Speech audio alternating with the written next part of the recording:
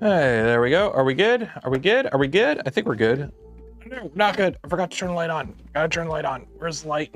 Aziz, light. There we go. There we go. There we go. There we go. How's everyone doing today? How is everyone doing today? I made a mistake. I done goofed, and I'm gonna be paying for it the entire stream. I forgot how much spray paint stinks up my garage.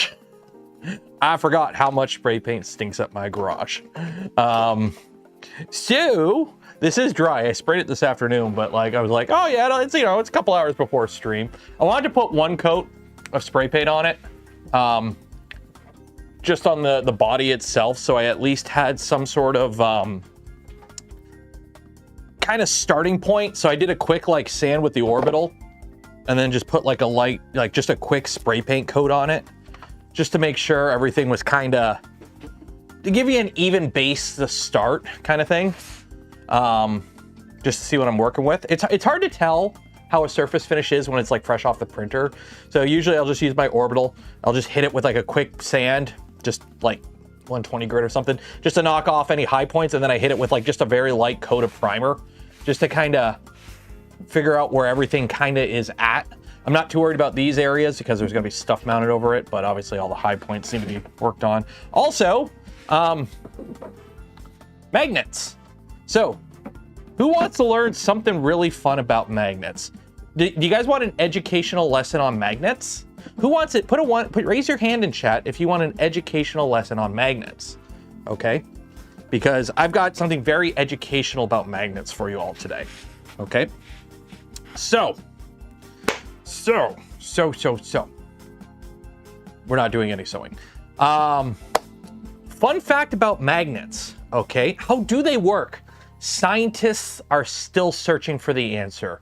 The ICP Foundation is still looking for the answer. One day we will figure out how exactly magnets work. But one of the things about magnets is opposites do not attract, or they do attract, right? They do attract. Yes, that's right. North to south, south to north. So if you have, magnets only work one way. You got two magnets, they go this way. But if you do this, they repel, right? Right? Magnets, right? I don't even know where I put the magnets. Is it opposites attract? Opposites attract, right? North to south, south to north, right? That's how magnets work, right? So if you have your magnets, okay, little classroom lesson. If you got your magnets, they attract. But if you take it and you spin it the other way, they repel. They don't want to go together. They don't want to go together. It doesn't work, okay? Now, we don't know why that works. It's just, you know, one of those things of nature. Why is the sky blue? We don't know. Anyways, so as you can see here, they attract. It holds the door on. It works pretty good. Now, to give you an example of what not to do, what you don't do is you print the part, you go and attach it all together, you go and epoxy in your magnets, and then you forget that they have to go a certain way so that it... So if anyone is building an Astromech droid using the Mark IV battery files, and they require a rear door panel, I have one. It's got magnets pre-installed. Just make sure the magnets you put in the body are opposite, because these are epoxied in and they're not coming out. Believe me, I tried. I was seriously tempted to like try cutting it off and then like just reprinting that part and gluing it on. And I'm like, yeah, fuck it. I'm just gonna reprint the whole part. So I just hit print, went to bed, woke up, and the part was printed. So yeah, so now we actually have a working rear panel. There we go. Gonna have to play with the fitment a little bit, but it works. Cool. Sky is blue because of the wave moisture. That's voodoo. That's Ghibli Glock. That's pseudoscience. It's fake news. The sky is blue because blue's a pretty color, and the universe is like, I'm gonna make the human sky blue because it's a pretty color. Refraction. What is refraction? So what are we doing tonight? Well, first things first, every stream we give away a spool of filament from Polymaker. Do you want to win that spool of Polymaker filament? You're going to enter for your chance, link in the video description. While you're down there, don't forget to like the smash button, ring the bell, subscribe if you're not subscribed, and if you want to help support the channel, content I create, and the things I do, consider becoming a channel member, Patreon supporter, or if you're really cool, gifting memberships to others. So what is on the docket tonight? Well, first things first, by the way, I kid, the sky is blue because the ocean is blue. And the sky reflects, the ocean light reflects off the sky. That's why the sky is blue. Anyways, what we're gonna do, I'm gonna take this off the bench. We might work on this a little bit. I gotta bondo up some seams and whatnot. So I do have my spot glazed putty, so we might do that later. But first things first, we gotta start getting ready for the build of the tool changer. Let me put you over there. I almost lost my mic to that magnet. So we got a tool changer to build. Tool changers are cool and tool changers are fun. But the thing with tool changers is the stealth changer has had not great documentation. And apparently it finally has documentation. So that means I can finally make sure I'm printing all the right parts. Because every time I went to go print parts for this stealth changer build, somebody would be like, no, don't use those parts, use these parts. And then don't use these parts, use those parts. Back and forth, back and forth. And then I'm like, you know what? I'll come back to this when somebody sorts it out and I know exactly what to print. And apparently now there is like an official guide. So we're gonna use that. Sorry, you're hearing me throw printers around because I'm throwing printers around back here. So we got this guy. This is what tall boy's going in. This is tall boy. It's going to be a stealth changer. This is my original Voron V2 or V1. It is now a V2, obviously. It is covered in dust because I haven't printed on it in over a year. But this is what will be our tool changer base. So this is the printer we're using for the stealth changer. It is, for all intents and purposes, basically, we've already ripped the tool head off of it. For all intents and purposes, this is a Voron V2.4. It has the Chaotic Lab carbon fiber AB motor mounts and XY mounts. It has a modified tooth idler in the front. It is an oddball size frame. So the whole point of doing the tool changer on this machine, 350, no, 330. Why 330? Because this was originally a V1.5. V1.5, if you take that exact size frame for a 300 by 300 by 400 V1.5 and then convert that frame to a V2, it works out to about 330 by 330 by about 390-ish, give or take, depends on how your bed is mounted, essentially. So I don't need tall printers. I have enough tall printer. I have a VZ-Bot down here with 400 millimeters of Z, and I have the Venture XL with 600 millimeters of Z. So I do not need tall printers. So the plan is, instead of doing a top hat, because I can't really put a top hat on this. Why? My shelf that you see over here, this printer comes up to about here on the shelf, okay? If I were to put a top hat on this, this printer would not be able to live on my shelf. So the plan is basically wherever we end up having to put the tools in here so that we don't need a separate top hat, that's where the tools are gonna live.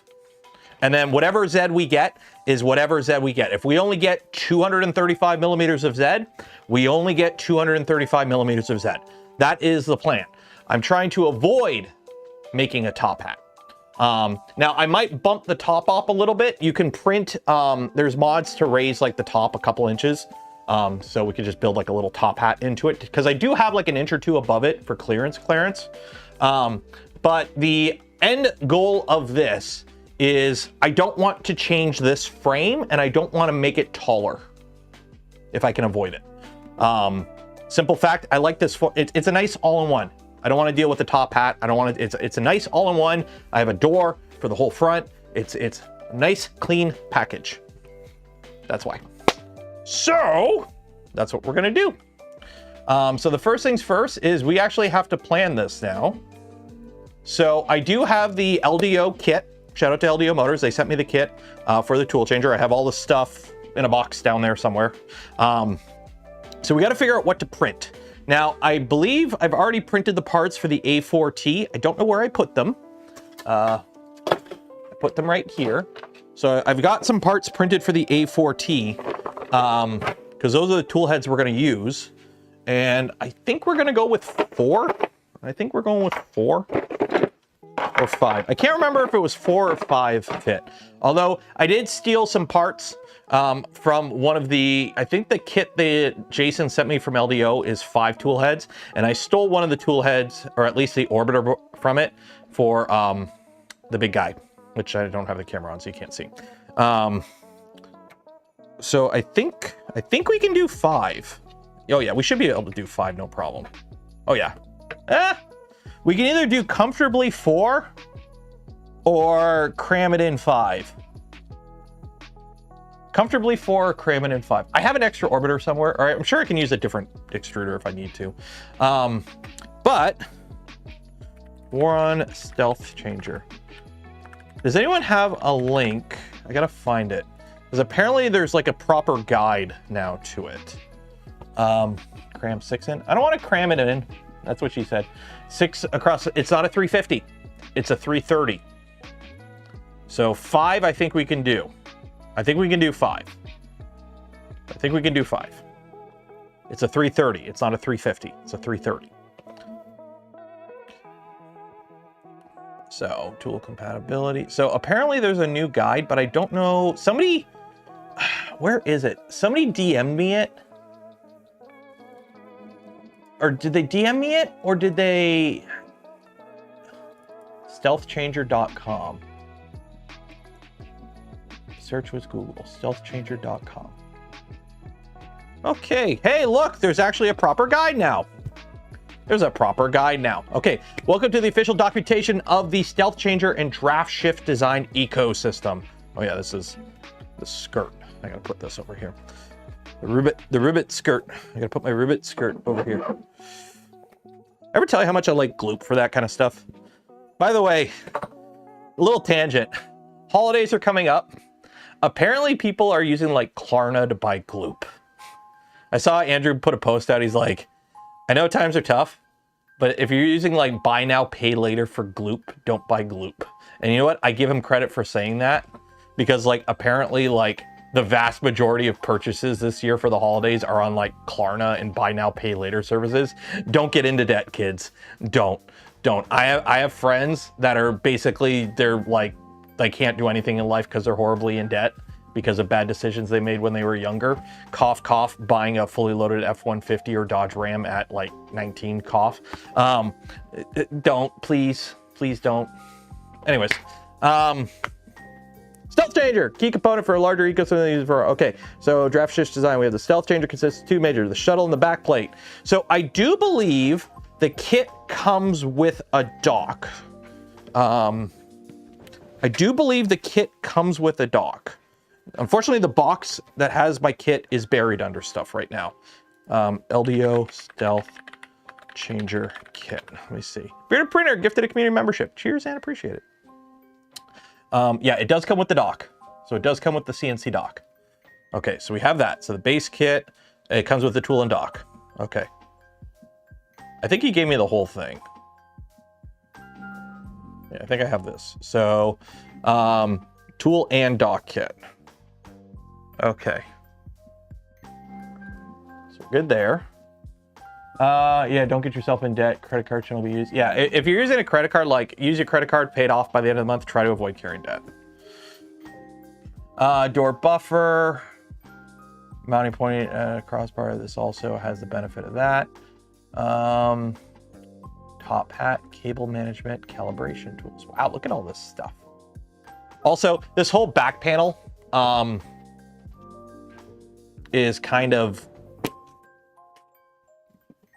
we're gonna have to get a new one because it's coroplast. Also, this bottom panel, I gotta get rid of this bottom panel. This bottom panel is coroplast, and it is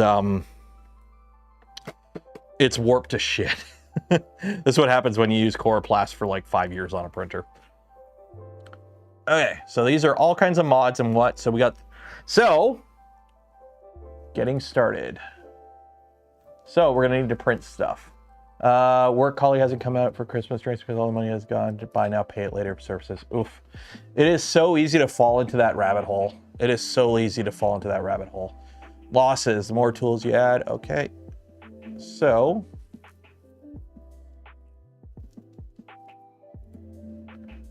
hardware, software. Okay, does it tell me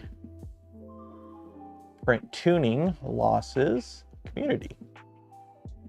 Does it tell me stealth changer? Okay. The printed and CNC operate in the same way. You can print the shuttle and CNC shuttle, call it like that when printing the shuttle. So we have the CNC shuttle, so we don't need to worry about that. Shuttle keeper. So we're gonna have to print that. The belt helper. What? Look at this thing. Wow, look at this thing. Backplate. Modular dock. Okay, base. Okay, so base standard, base stubby, LDO, toolhead and dock. Wiper. There is a lot of stuff here. There are 20, both versions have 2 variants, standard and, oh, we got a typo. The crossbar is used in combination of the door buffer, while a standard version can be used with the crossbar. Okay, so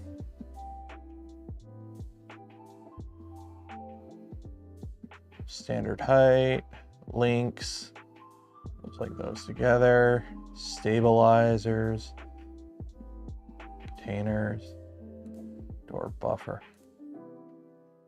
There is a lot of shit to this mod. Holy hell. Okay, so we're going with A4T. So short dock, okay. So I need to print A4T stuff. So let me go get some filament, because we need to get some cool filament for this, because we are printing this. Home, filament, unload filament. So unload you, and then we're gonna unload you. Filament, unload filament. Because I gotta put hardened nozzle in the core 1L, so I can swap that over. So let me run downstairs. Oh, wait, no, I have it right here.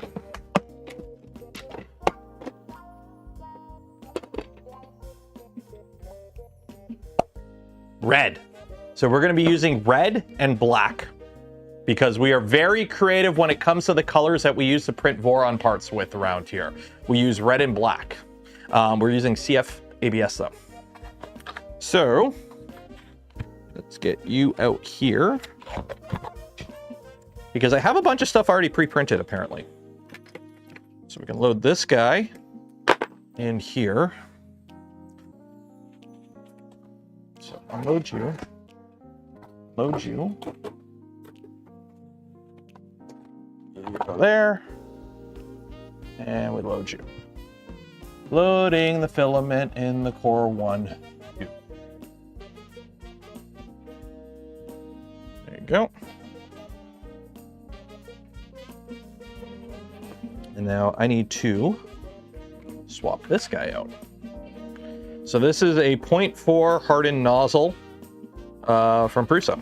So I got to put this in Coral, because Coral is going to be printing stuff that requires that. So come on, Coral. Where is my...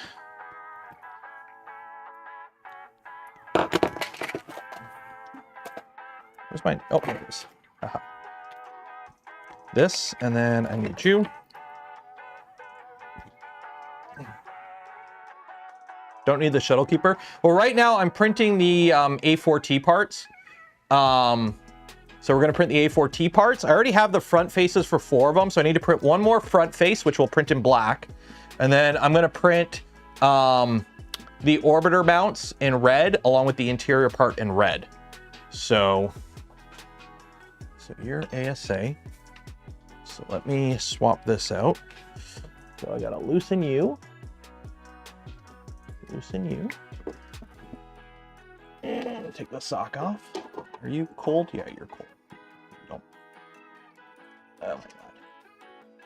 I don't have the fancy tool, the 3D printed tool, to hold these while I do this. So I gotta.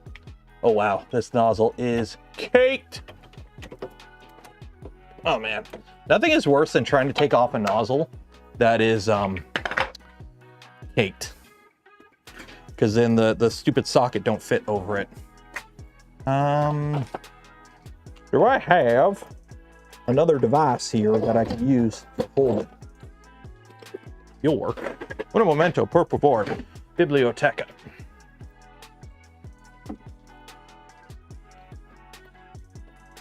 So while I'm doing this, what are you guys all up to? What's exciting?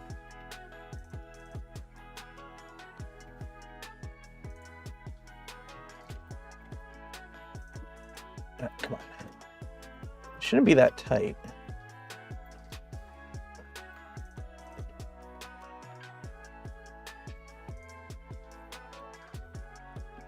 Right. Ow. Did I just cut myself? I just cut myself on filament.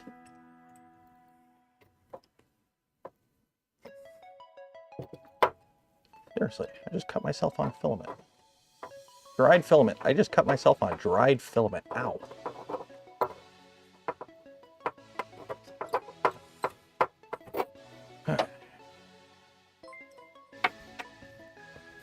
Ouchie. Andrew Humphrey, $10. Cheers and appreciated. Looks like an Andrew thing. So I don't think the nozzle that comes with this is high flow, but it is hardened. Hardened 0.4. Ooh, that is a clean nozzle.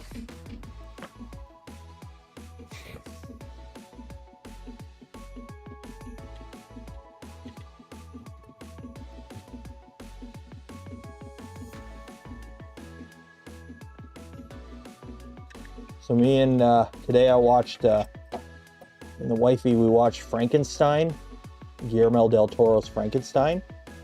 Oh, that was such a good movie. If you have not seen Guillermo del Toro's Frankenstein, watch it. It is really good. Like, really good. Very solid movie. Very solid movie.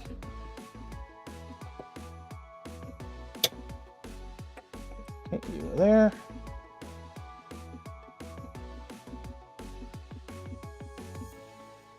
Okay, there you go. Oh no! My sock! I lost my sock! There's my sock. Young Frankenstein. Oh yeah, Young Frankenstein is good.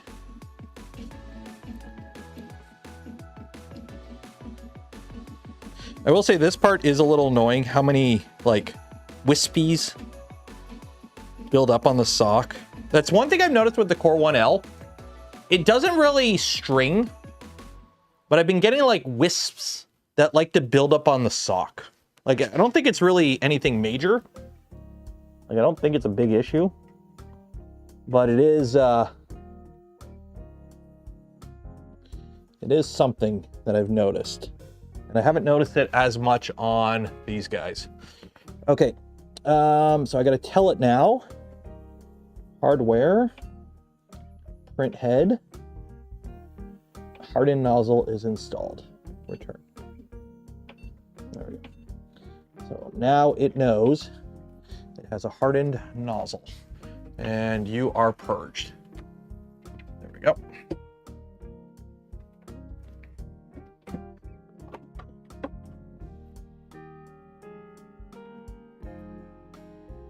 My regular Core 1 does that. It does. I haven't really noticed it as much on my Core 1s. It's just the Core 1L. Then again, it could be the Core 1L's been printing a lot of PLA and PETG. where my core ones have mostly been ABS and ASA. So maybe it's that. Could also be a nozzle thing too. Actually, shoot, I need to go out in the garage, or I need to go downstairs and grab filament, because I need to go grab some black ABS. 1 second. Going on an adventure. Going on an adventure to my basement to grab some filament so I can print stuff, because I need filament so I can print stuff. There we go.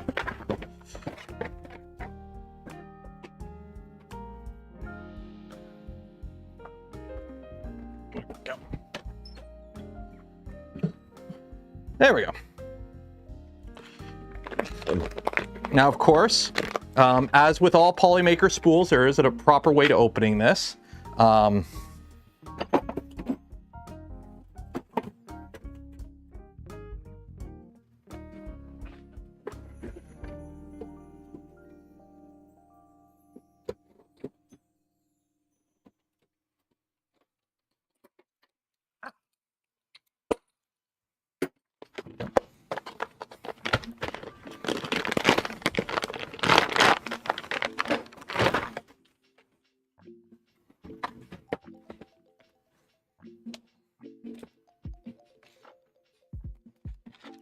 So hopefully this is dry now.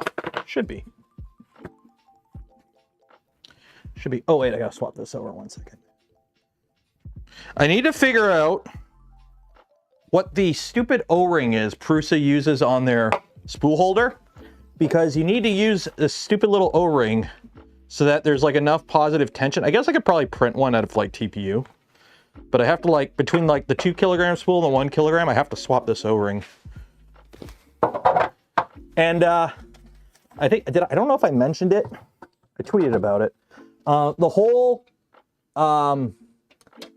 keeping it a 2-part spool holder, I actually like it, because I can put this printer closer to this printer and still load it with 2 kilograms. It actually works really well. So what I mean by that, if you got a 2 kilogram spool, okay, and you want to put it in your printer, so this is your spool holder. That means you need to have enough room you need the spool holder sticking out, and then you need as much room for the spool itself. So you need like this much room sticking out between this printer and the other printer so that you can, you know, fit it on. But with it being a 2-part, you can put it in and then just lock. So you only need like this much room. So it takes up less room. It's actually nice. I actually like it. It's one of those little things that like you don't really think about until like you think about it and you're like, huh, clever girl. So at first I'm like, why would they go to a 2-part spool holder? And then it's like, it makes sense for print farm usage. It makes sense for print, or not just print farm, but like just you have your printers right next to each other. It actually makes a lot of sense. I actually kind of like it. I gotta wipe down my print beds. Do I have paper towels out here? Am I out of paper towels? I am running low on paper towels.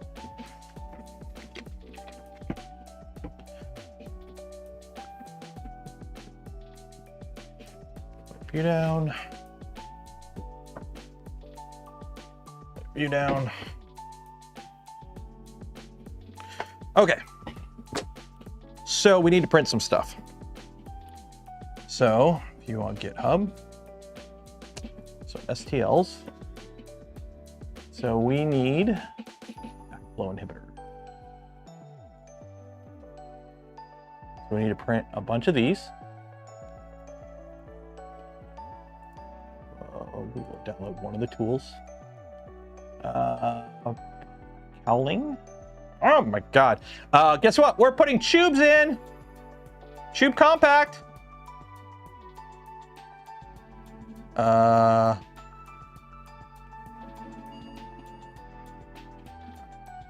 What carriage does this use? I can't remember which carriage this uses. I'm assuming it uses the tap carriage for the A4T.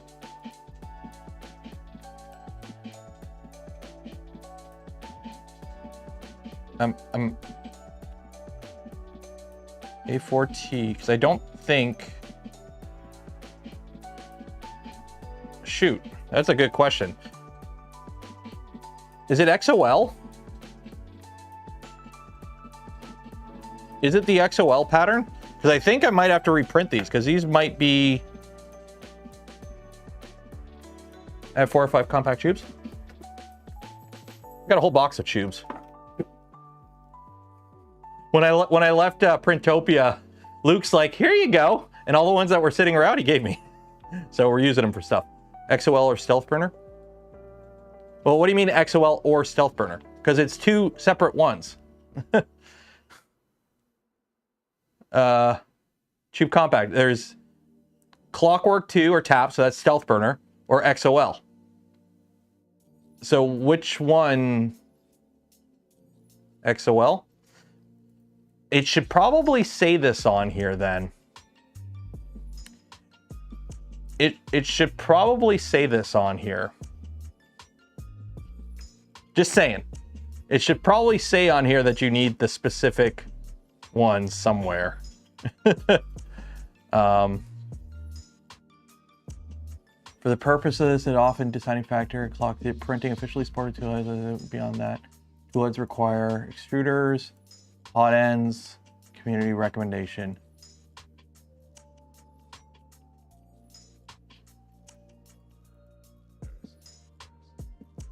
It recommends the ant head.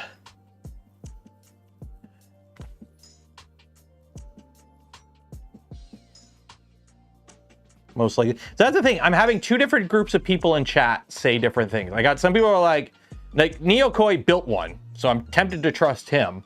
But then I have, you know, Jim Mendon's like, oh, most likely uses tap. I like the ant head, or I like the A4T because it's one piece. The A4T is one piece. You print this, you print a little duct, and you print a mount. That's it. So I do need the XOL. Okay, I will use the XOL. Jeff Montgomery, we will add the XOL. Are you with Stealth Changer? Are you with Stealth Changer?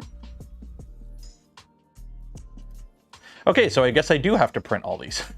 So cowling, A4T tube combat, G2 orbiter spacing. What does that mean? So can I move this over? Okay. Clockwork tap, XOL carriage, G2 orbiter. Okay, I'm using orbiter, so I want... Okay, so I want to use tube compact with the orbiter with the XOL. So this is the one I want. Okay, so we want this one. Okay. Okay.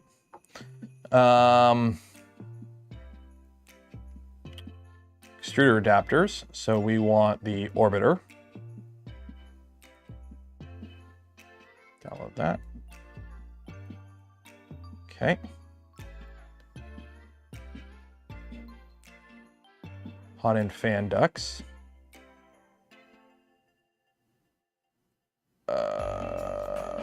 Tube compact.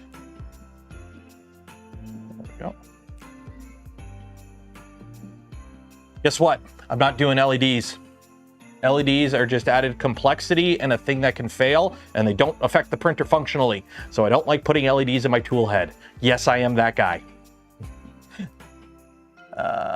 Don't need that. Tool head board mounts. A4T, orbiter, PCB. I will wait for this to figure out whatever one works with the, because I'm probably going to have to find it. Because I'm gonna have to find whatever orbiter with the, I'm sure LDO has the mount. So let's get these parts printing. So here's the question. Should I do, because these are all garbage, because apparently these were printed for the Clockwork when I needed A4T or XOL, so these are garbage. So I will print 5 of them. It says here that with the A4T, on a 300 we can do 4, on a 350 we can do 5. I have a 330. So I will print for 5, but if we only fit 4, we only fit 4. Simple as that. So these are garbage. That's great. Oh,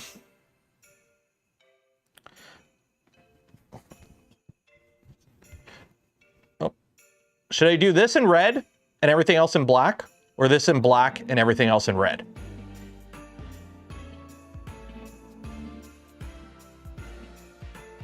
The A4T mount works. A4T toolhead board mounts. So XOL PCB mount, Orbiter V2. This will mount with the stealth changer or the Nighthawk board. This works with the Nighthawk. So this Nighthawk, this works with the Nighthawk. If it works with the Nighthawk, you said it works with the Nighthawk. I will use it. Okay. So this red, everything else black. Okay, we will do that. So which one has red loaded in it? That one does. Okay. Yes. Okay. So we need to go over here. Prusa Core 1, because you do not have high flow. Discard all that.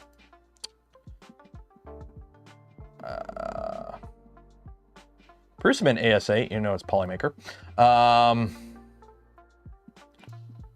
Do I not have... I gotta upload my... Here, I gotta update my presets. Configuration. Check for configuration updates.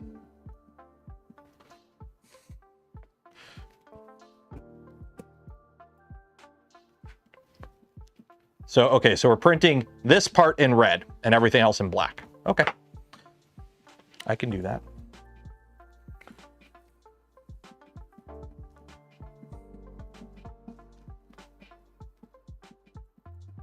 Is that done?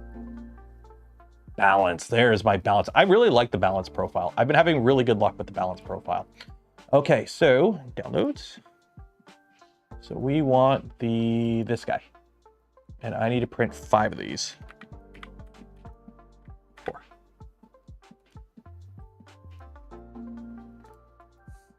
There we go. So I'm assuming these are Voron settings for 4, 5, and 40% infill. So ASA, let me close the duct. I think the duct is already closed on this one. Yes, it is. Okay.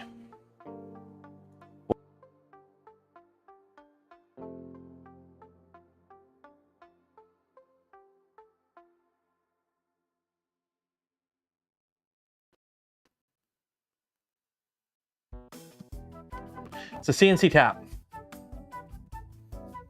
I love how that freaks out every time. Let me go into my details and find Prusa slicer.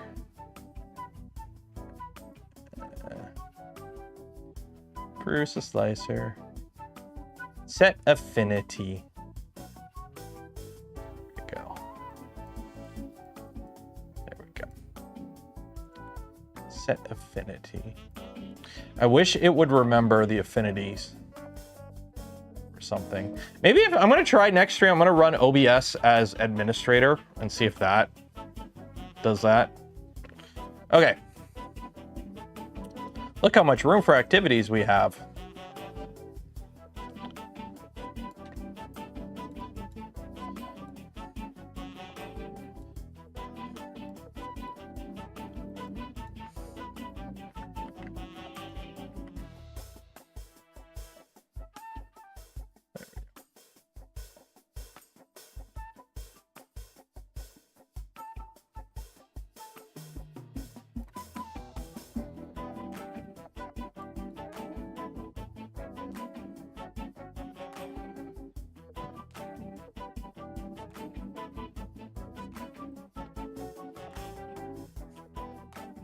A little bit better nesting so we can try and get it a little bit closer to the middle of the bed. There we go.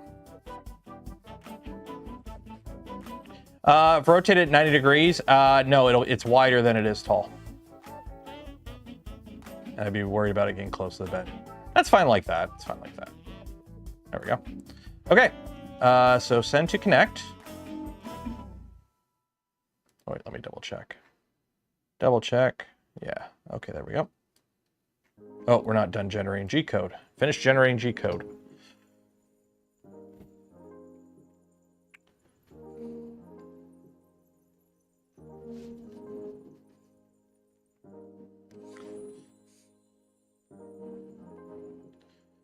Pretty sure you can set affinity. I can set affinity. The problem is every time I reboot the program, it defaults back to all cores. All right. So send to connect. So this is core 1, 2. Set ready. Print now.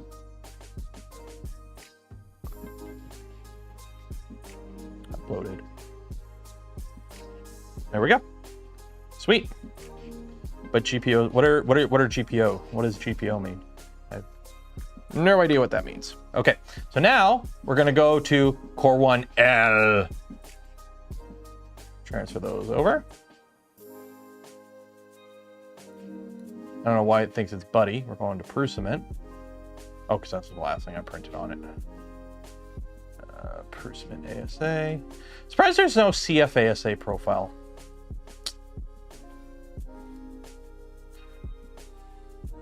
Do I not have a balanced profile for this? Okay, you know what? I got to edit. I think I have to configuration. Okay, you know what? I gotta fix this 1 second here. Edit remove presets.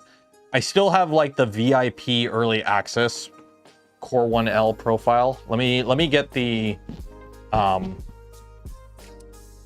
regular like public profile.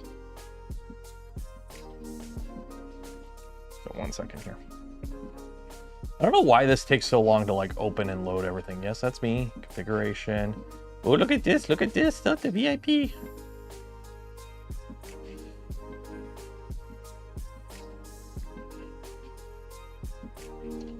My account is flagged to get super secret stuff, which there isn't anything.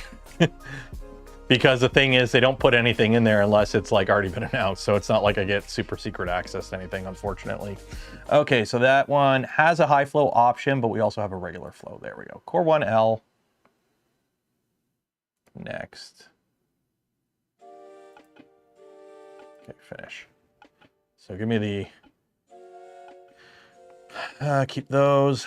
Okay, so now give me the regular Core 1L profile. There we go, the launch Core 1L profile. So that, balanced, transfer these over. Okay, let me just double check. 455, okay. Buddy ASA, you know it's hardened. Okay, so now, open all of these. Okay, arrange. Don't need that guy. And all of these, I only need one of these. So that's 1, 2, 3, 4, 5. There we go. And that is a full plate of parts for the Core 1L. Carl.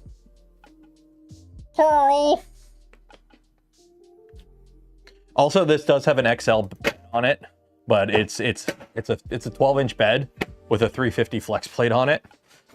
Because why not? There's room for it. Are you using the tap carriage? No. This carriage is only, I already stripped the tool head off this machine. I gotta undo like the umbilical still and everything. So we gotta do some wire management and whatnot. I just haven't taken the tool head off yet because the tool head is literally holding the belts on. Like the tool head is just kind of held on there just so that I don't have to worry about the belts going everywhere. This will come off and then we will put the CNC carriage on. So yeah. I still have parts on here from when this was a 2.2. I still have 2.2 parts on this. That's funny. Okay. So this is a much slower print, or a much shorter print. It's only 5 hours. So send this to the Core 1L, which is good because this is the last thing I had to test on the Core 1L before doing a video on it, was print some abrasive stuff, because I have the abrasive nozzle in it now. So, did I lock that? I'm pretty sure I locked that. Are these locked? Yeah, those are locked. Okay. So, I've been really happy with the Core 1L so far. I've been very happy with the Core 1L so far. It has been basically working for me like just a big Core 1, which is what I want. Just a Core 1, but bigger. And it has worked really well for me so far. So I'm pretty happy with it. So my review video is going to be more of a, not a review, hey, I actually used this printer for a month and used it for a bunch of projects printing stuff. These are my thoughts, and it's pretty good. If you like the Core 1 and you want a bigger Core 1, get the Core 1L. That is about, you know, the Core 1 is everything the Mark IV is, but better. The Core 1L is everything the Core 1 is, but bigger. There really isn't much else to say about it. It's slotted into my workflow beautifully. So yeah. Actually, while this is here, let me see if I can steal some panels, because I am not using the panels from the Venture XL. So I have leftover panels. So hopefully, can I use these? Can I use these? Dang it! They're not wide enough. They're not wide enough. Shoot. They are not wide enough. Okay. I'm gonna have to source custom panels. That's gonna be annoying. That is gonna be annoying. Yeah, it uses like custom panels. It's oddball. Like if you're wondering, do I have a tape measure out here? Where's my tape measure? It's on the other side. Might be on the other side. Hold on a second. I still have all this foam I gotta get rid of over here. So I need to get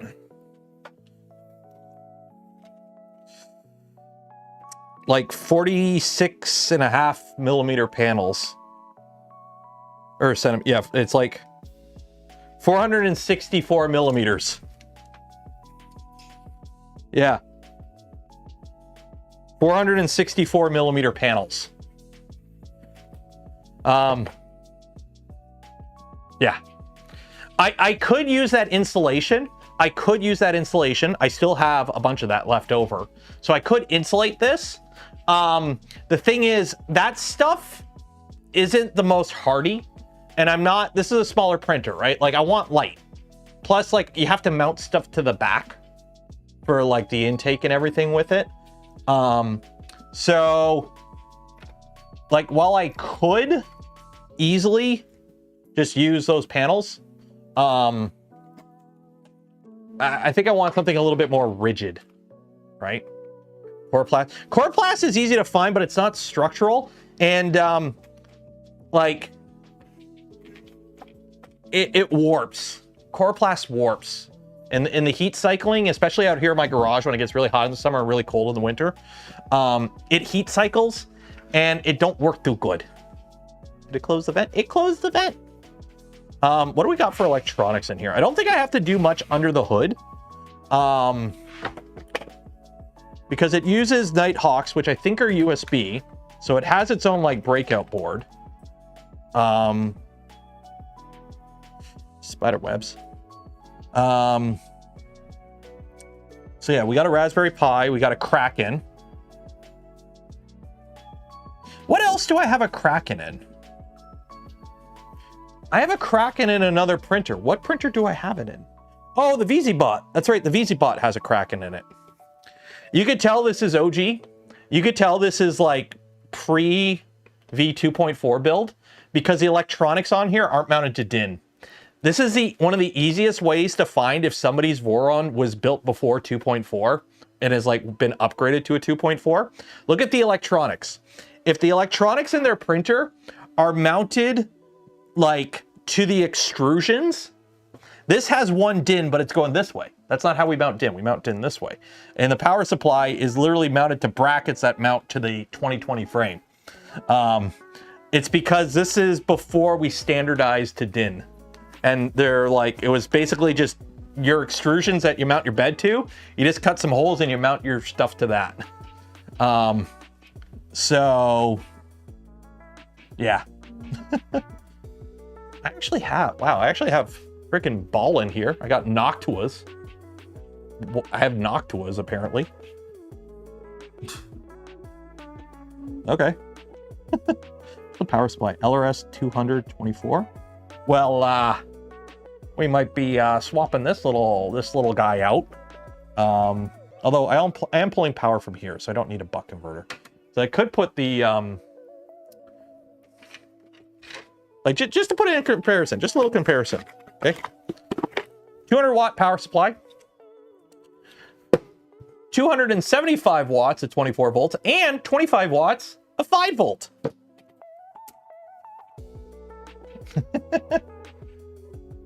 That's a little bit of a upgrade. But I don't really need to do it. I'm going to save this for something else because this is already in here and it's already doing. Although actually I probably should, because I got 5 hot ends. Although to be fair, you're only going to be running 1 hot end at a time. Like the heaters, you only have 1 active, maybe 2 active heaters at a time. I'm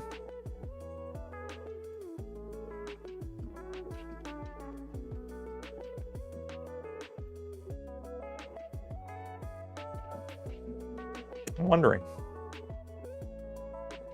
Should I put this in? We might put it in. We'll see. We'll add it to the list. We got a, I don't know, what screen do we got on here? Big Tree Tac, TFT 50. Nice little simple touchscreen. Nothing fancy. Nothing fancy. A lot of spider webs. A lot of spider webs. Oh well. Okay, so that is that. So those parts are printing. So that is that. So now we can get stuff printing. We might start the Stealth Changer build this week if I get enough printed in time. If not, we'll do some other stuff. So what are we gonna do now? Don't all hot ends stay warm, not full power or something? I think it depends on how you have it configured. Most of the time you would just turn them off because most modern hot ends heat up fast enough. Am I gonna swap the Z to 48 on that? Probably not. Probably not. Probably not. I could. Like it's a Kraken, but I don't have a spare 48 volt power supply. So I could go out and buy a 48 volt power supply to put in here and then pair it with that. But that's a lot for, honestly, I don't, although this is a Stealth Changer, so I am going to have to do fast Z. Shit. I am going to have to do fast Z because it is a Stealth Changer, so it's going to have to go up and down a lot. We might have, I might go digging for a 48 volt power supply. I might go digging for a 48 volt power supply. We might have to do that. Because then I can do a 48 volt and then also fit one of these in. So I know this has a 48 volt. Oh, by the way, if you're wondering how this turned out, this was testing the high flow yesterday. It got up to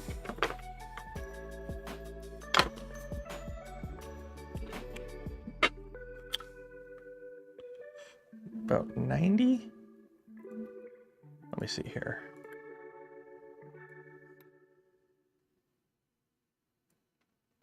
Yeah, it got up into about the mid 60s. It started having the odd hiccup about 60 millimeters per cube per second of flow. And then it started like outright not being able to keep up at about 75. But like, that goes all the way up to 80. That's 80 millimeters of flow, 80 millimeters cubed of flow at the very top. And you can see it started falling apart near the top for sustained, but it was still able to handle burst for quite a bit. So probably would be able to do more with a, I can't remember if it goes with a smaller nozzle, it goes more, or with a bigger nozzle. Rexit gifted 5 community memberships. Cheers and appreciated. So.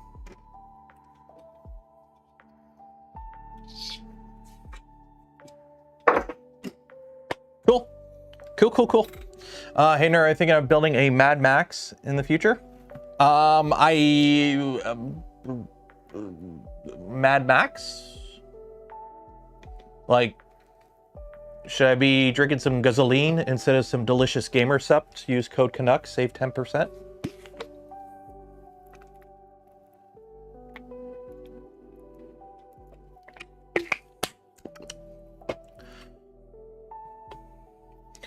LRS 350, 48 to 65 Canadian tax, including shipping. Oh, I know that. I would want something small. Like, I think I have a UHP in here. So, let me see here. Let's see what Amazon 48 volt power supply. I probably won't buy it off Amazon because I don't really trust Amazon for that kind of stuff. Meanwhile, it gets really annoying buying one item on DigiKey. LRS 48, 150 watt. I think 150 would be enough, but that I don't trust that being a legit Meanwell. Brand Meanwell, sold by Yisung Electronics, and it's that. Yeah, it's coming from China. So yeah. Mad Max is a Maxwell coupling tool changer.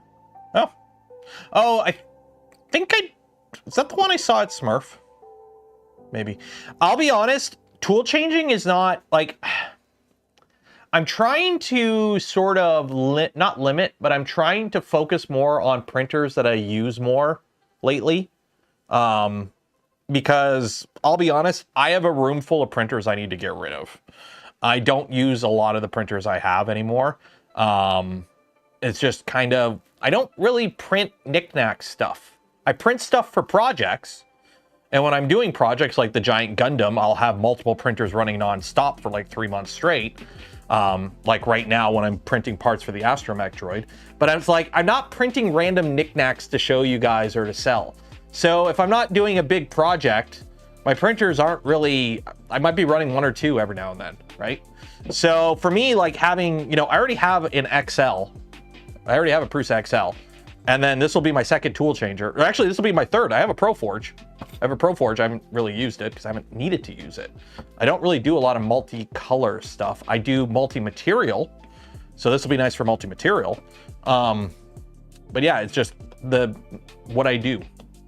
So if I did it, it would be basically just doing it for content. So don't do a lot of STEM. I've tried. I've looked into it around me. Actually, I gotta talk. My kid's school has a new vice principal who seems pretty into stuff like this. So I gotta talk to him next time I see him and be like, hey, you guys want some printers? Like, I can help set up printer stuff for the school if you guys want printer stuff, because they have all kinds of cool stuff at his school. It's like his school's mascot's like a dinosaur. So they have like dinosaur skeletons all through his school. It's pretty cool. So, see what I can do. Did you see the Sourpuss liquor is moving Montreal from the US? Steve, I'm not a high school teenager sneaking my parents' alcohol to go drinking. So I haven't had Sourpuss in about 20 years. But that's cool. That's cool. I think this is the first time I've even said Sourpuss liquor in like 20 years. The last time I had Sourpuss liquor, I remember a friend driving me to a friend's house and we were drinking in their garage playing like cards, because this was like 2005, 2006. And that's just kind of what you did. It is so weird watching movies now when I see an actor and I look up their IMDb to see what else they've been in. It's like born in 1998. And I just like, I remember 1998.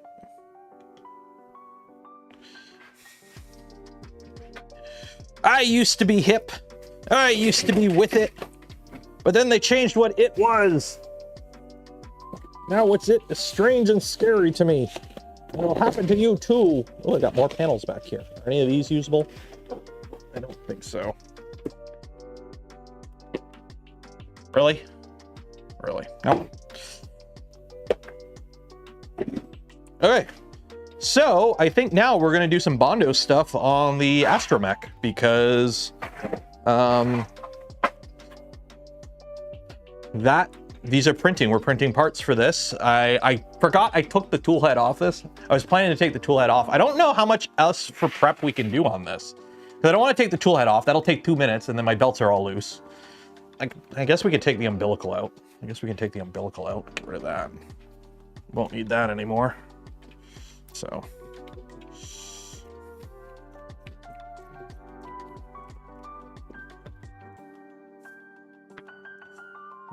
How does that even come out?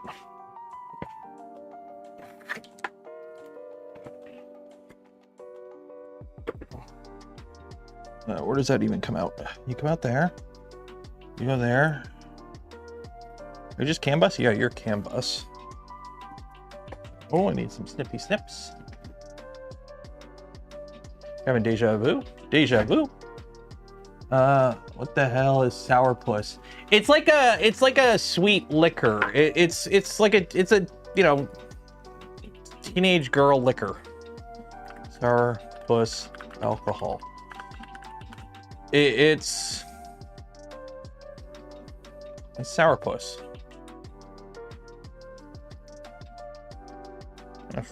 Yeah, it's just sourpuss. It's like sugary flavored liquor. I don't know.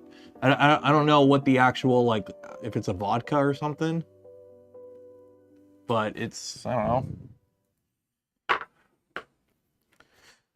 It's a college white girl drink. At least that's what I know it as. Okay, so you come out. And you come out.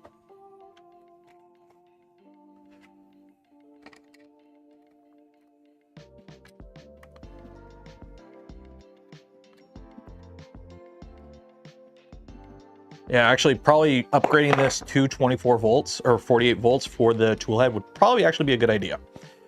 Considering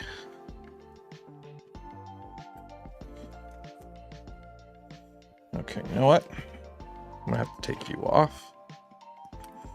Take you off. Take you off.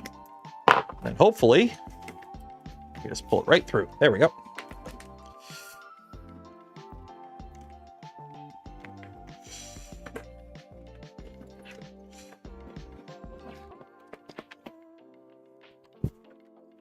Yep.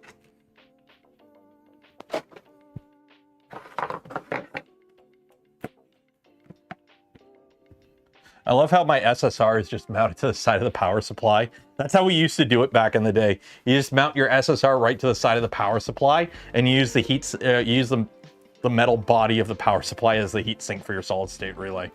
That's just how we did it, and that's a Crydom SSR that back before kits. Like it's funny looking at Voron's built before kits were like the go-to. Raspberry Pi 3. 3B. Is it a 3 or 3B? It's a 3B plus. Raspberry Pi 3B plus. Crydom SSR. These stepper motors, these ones are from Stepper Online. So these are the Stepper Online stepper motors that we used to use in everything back in the day. Are these? Look at that. Look how loose that is. Do I got a cracked Zed? I think I got a cracked mount I'm gonna have to fix. What is up with this?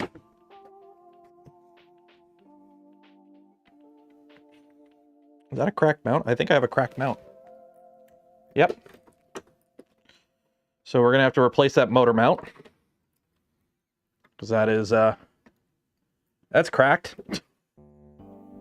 Are these, at least tell me, yeah, these are 2.4 at least. Okay, so at least they're 2.4 Zed. I was a little worried they might still be 2.1, but yeah. So we're gonna have to replace that. That's cracked. Okay, so we're gonna have to fix that Zed. So add that to the list. Yeah, that's not supposed to do that. Front idlers are the beefy Z idlers, or they're adjustable. We got 11 mil Zed, so we're good there.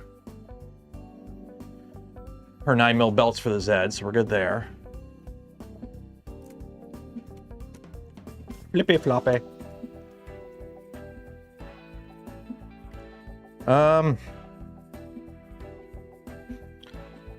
Yeah.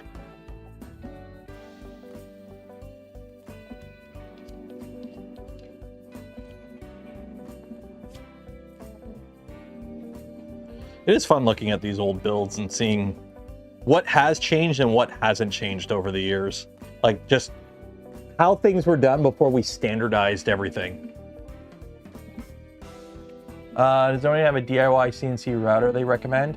How big do you want to cut? Like the what is it, the V1s? The V1 Engineering's lowrider? There's a couple out there in terms of like pretty decent, if you're just looking to like machine some, you know, random stuff.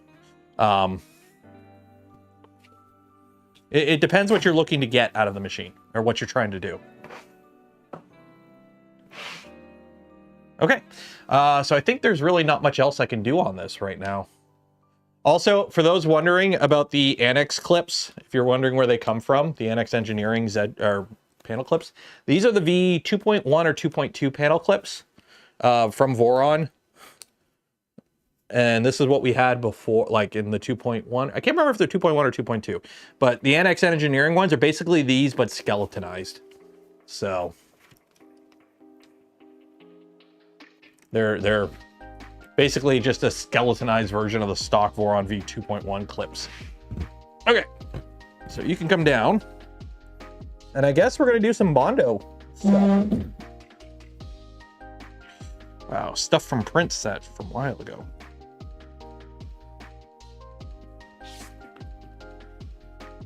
Print NC, yeah. There's quite a few different ones. Okay, actually, what I need to do is I need to do some more tuning on the Venture, because I don't know if my flow is good. Gotta play with this 1 second. Take this off the bed.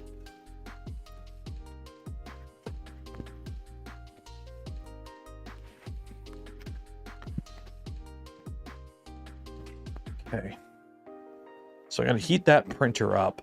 I don't know if I'm overflowing or underflowing on CF Pet G on that machine. So I gotta play around with some stuff. Delete that, get rid of that bed. I need one bed. Actually, what I need to do is heat this machine up.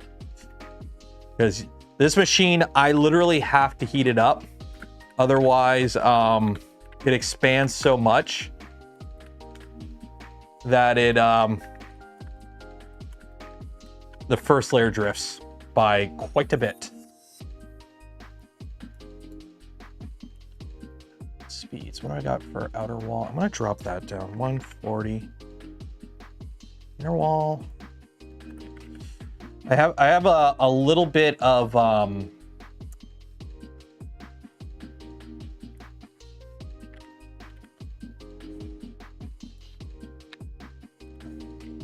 I'm getting like some weird ringing. I've been trying to chase down some ringing artifacting, and it like comes and goes with speeds, and I'm trying to find like the happy medium speed.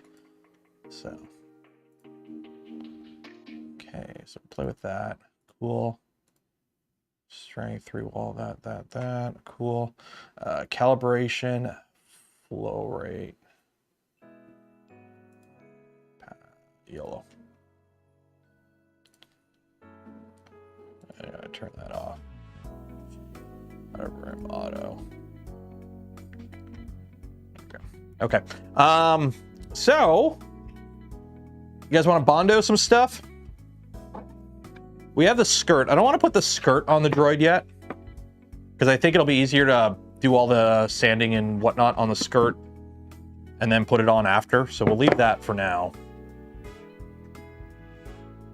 But I do want to put this in. So actually, I think I could put the inside part in too. So put that over here. Take that off. You come out. And then I can put this guy in. As this is, oh wow, I gotta clean that. That is disgusting.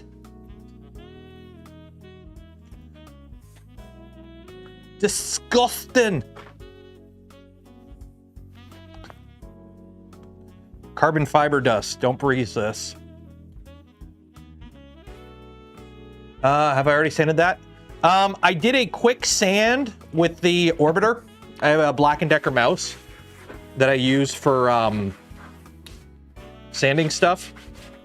So I did one quick like knock down the high spots pass. Nothing fancy, just like take the Orbiter, go brrr, do the whole thing, and then I put one light coat of primer. And I like doing that right off the bat when I do post-processing stuff.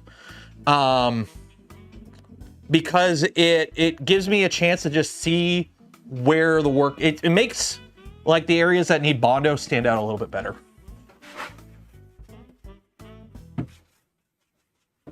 Like I find it just kind of works better than just straight up going to work on it right away. Like I like having like a little quick coat of primer on the inside just to see where everything's kind of sitting at.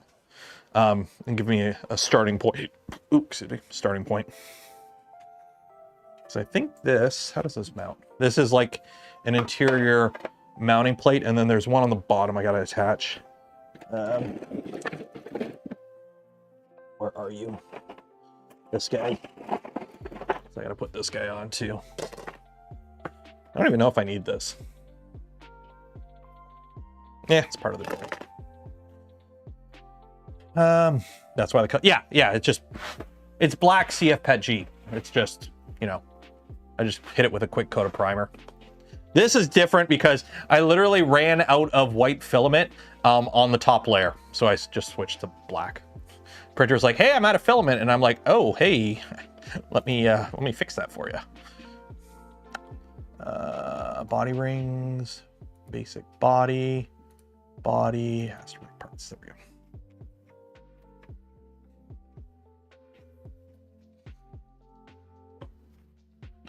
All right, so,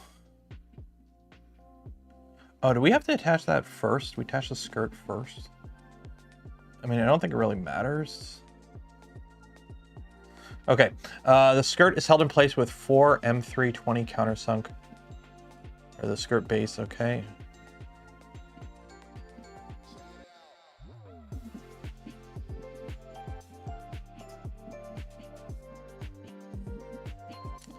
All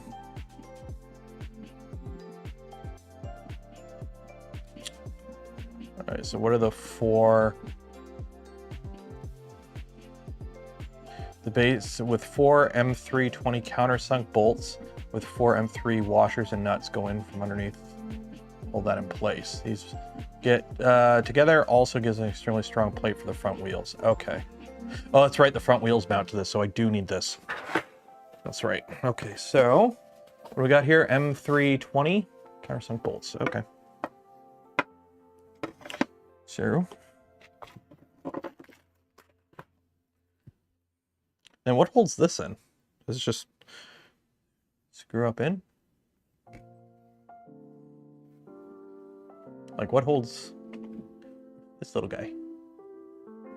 Or does that go? Oh, that goes through the whole thing. Oh!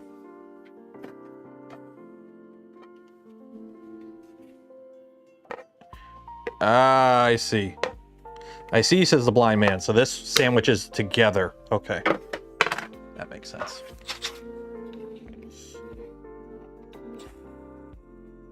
They don't know how to do the crosshatch way of support, so they do like a sacrificial layer that you gotta drill out on these files. Is what it is. Okay. So this might be a little easier to do on its side.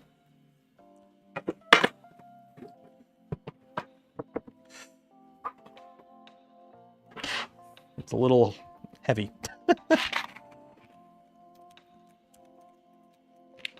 These M320s? Valerie really likes the countersunk M3 screws. Yeah, they're let's just say I miss the hex. I miss the give me back my heat sets. Give me back my heat sets.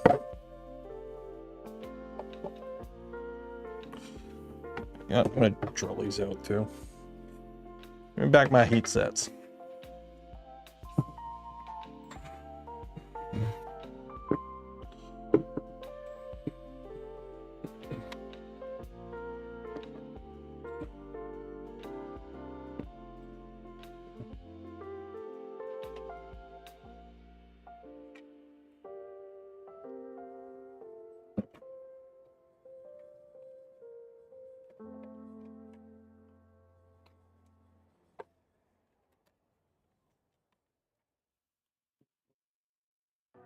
Then this and an M3 washer apparently.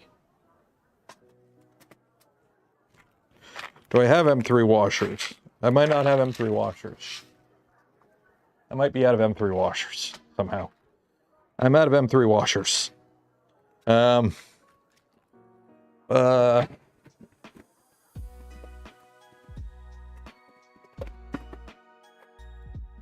Nuts.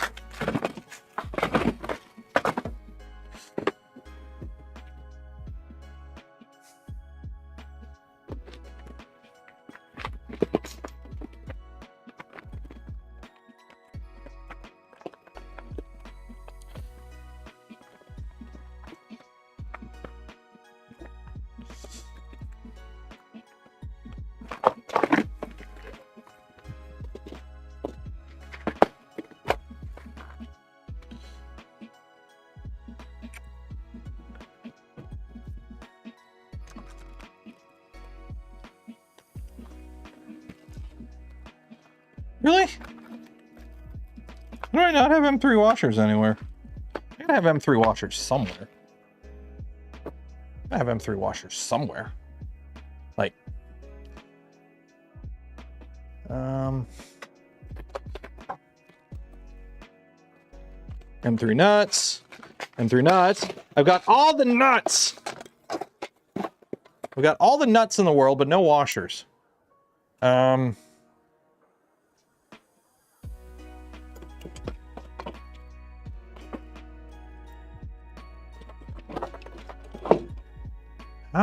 How do I not have washers? M3 washers.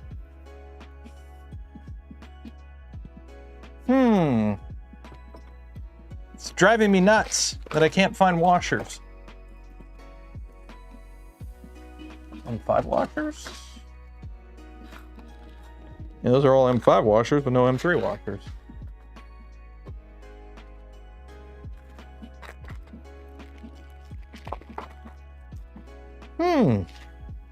Well, this is a little funky.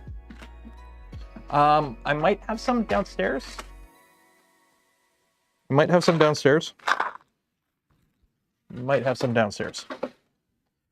They're always somewhere. I know,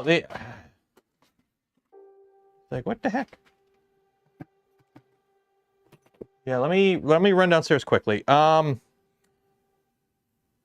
you guys can watch the printer print, I guess. Print.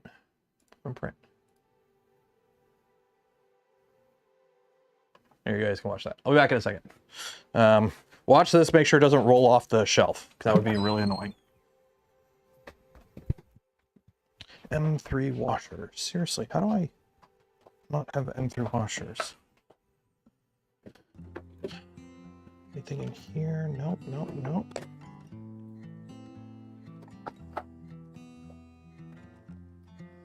Oh, that has nuts. Nut. No.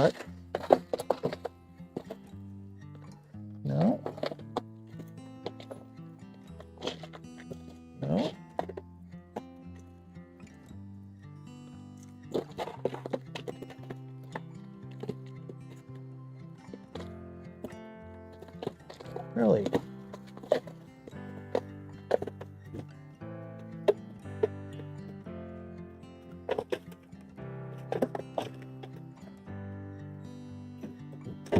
Really now? Where would I have washers at? Like, what's in this box? It's a flyboard. Okay, one of these has got to have washers. Oh, yeah, no. Okay, and 5 washers.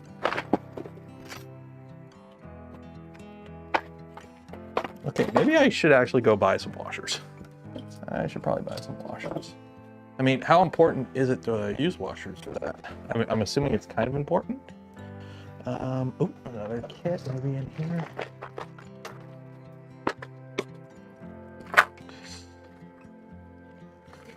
Aha!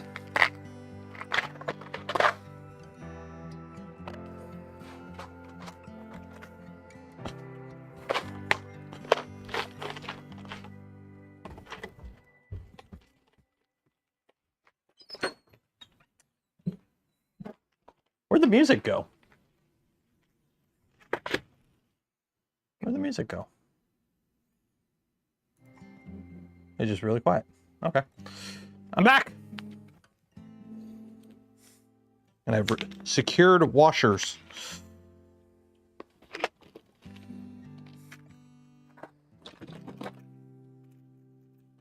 Four beds? Yeah, it's got 4 beds. Well, it's got 1 bed made out of 4 segments. It's a chiplet bed. Right?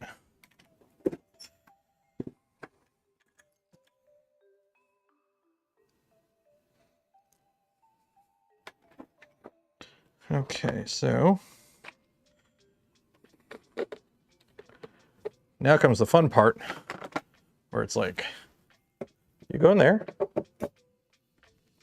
you go on top of that.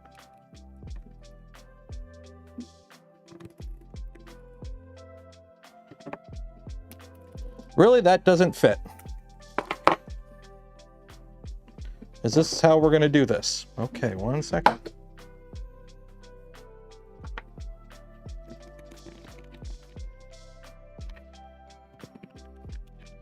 The counterboard on here is not big enough to fit the stupid thing that holds the frickin' nut. So how are you supposed to keep the screw from rotating?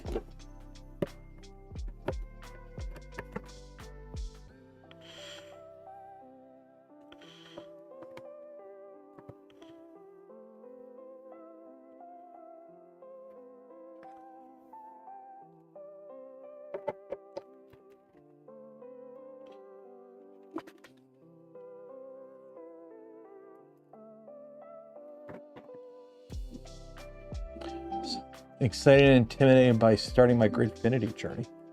Just a tray.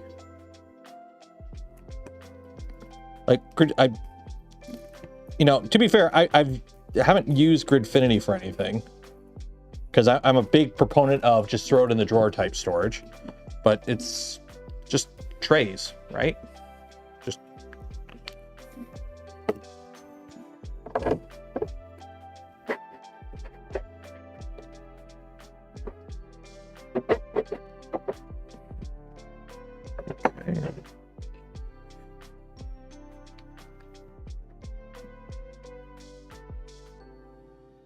Uh-oh. There it is. There it is.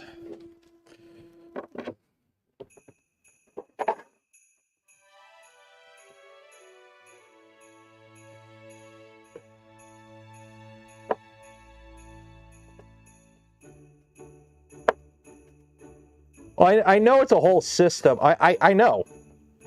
I just seems like you're overcomplicating it. Just print everything you need and stick it in your drawer.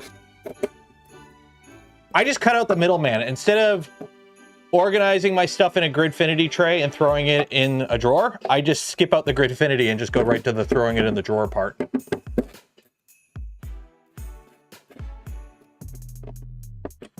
Okay, why don't you...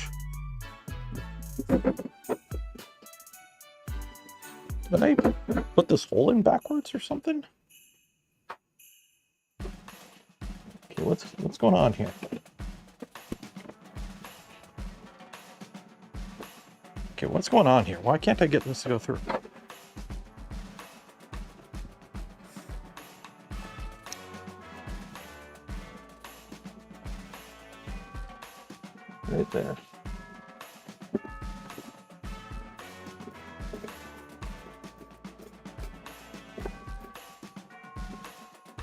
Heck, you know what? When I don't want to go in, drill. Come on, Bruce Willis. If it worked for you, it'll work for me.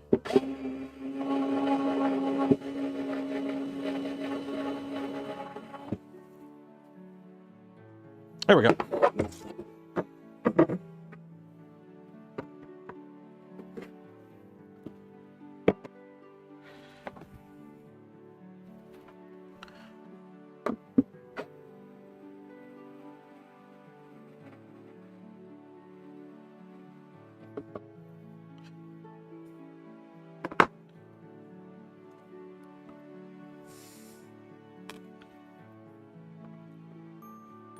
There. Use this for filament. I got a bunch of rep racks. Rep racks are nice.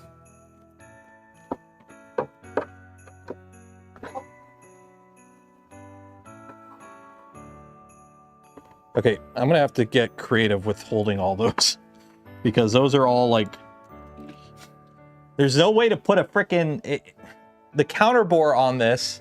I can't just like hold the nuts. So I'm gonna have to like get creative on how to hold these nuts.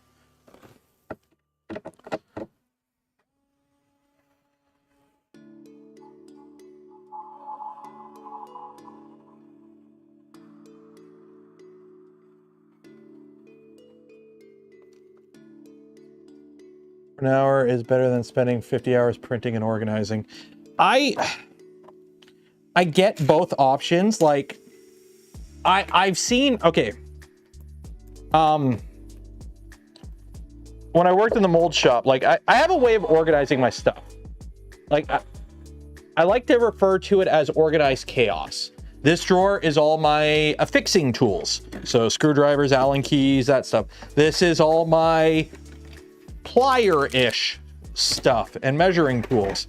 This drawer is, you know, 1, 2, 3 blocks and clamps and stuff. This drawer is my air tools that I don't use anymore. Like, I have a way of organizing my stuff. They're just not that organized. The problem is it all ends up just piling up on my table. And that's my problem. Like, I have a way of organizing stuff. The problem is I don't follow my own system half the time. So even if I had like a special spot to put my lttstorage.com screwdriver in my drawer, the problem is at the end of the day, it just ends up on the pile. It is what it is.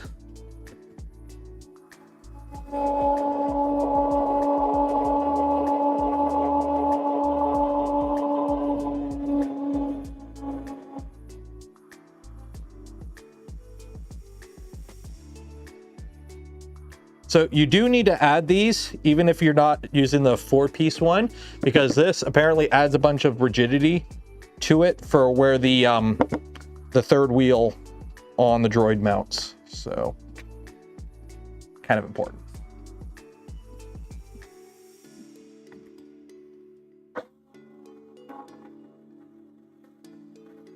Now I gotta figure out how I can hold these. Pliers, maybe?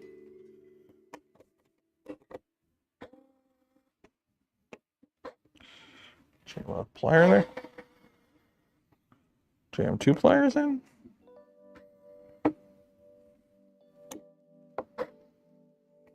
Well, this is annoying. I need like some real skinny needle nose. Or actually, one second. Maybe.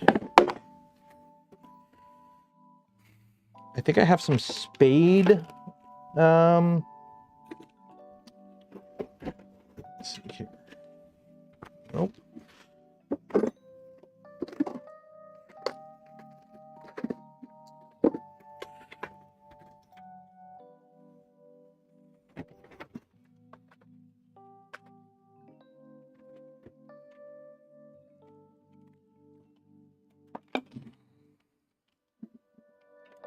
Like, I have needle nose, like, I've got tweezers.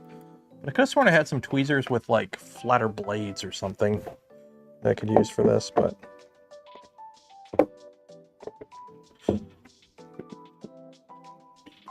Just kind of wedge in a screwdriver.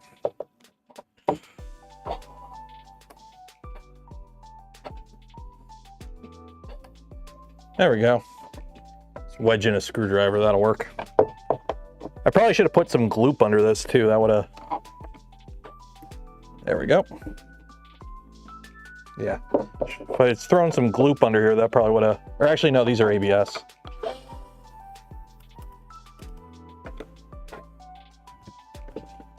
Go. Maybe I'll put a little epoxy around it or something just to...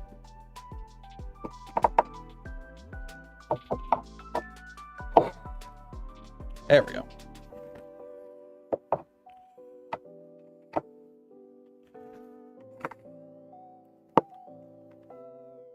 There we go. Okay. So that is that. Let's try and not lose these because I need them. You know what came in handy for this? You know what saved the day? What about ABS gloop? Well, the problem is this is ABS. That's PETG. Because I printed these rings on the guy behind me here. You know, save the day. Physek. Because I still had the kit here from the Physek Trident.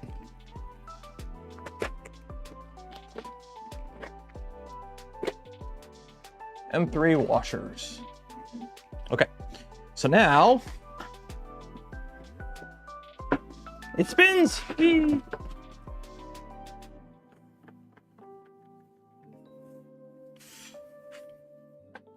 Okay, that printer is printing printingly. Which printer is printing printingly? Oh, this one's printing printingly. Like the two core ones are both heating up still. Oh. It would help if I actually told that printer to print.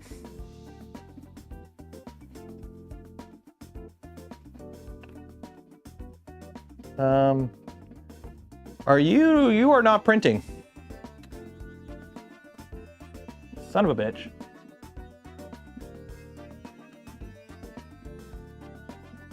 The Core 1L failed to print. It did not, Yeah. It goofed. The filament broke in the feed tube. 1 second, I gotta fix this. Okay. Yep, filament unload successful, yes. Continue. Purge.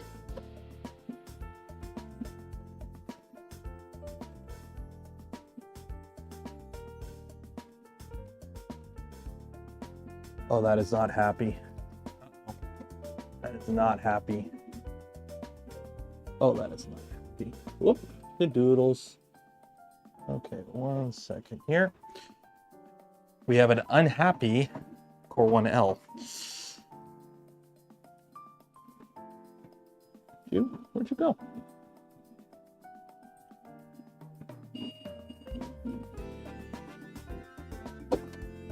One second here.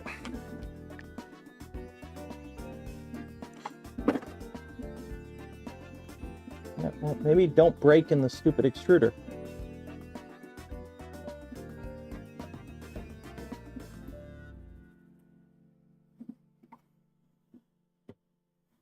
Okay.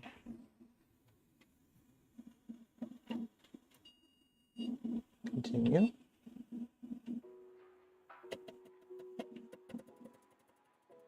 Seriously, why are you doing this? Why are you being a bitch?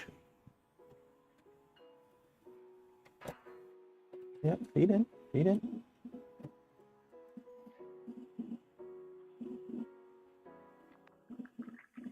There we go. There we go. Purge. There we go. The filament broke like in 2 spots, so I thought I had it fixed and then I didn't. Purge more. Yes, purge more.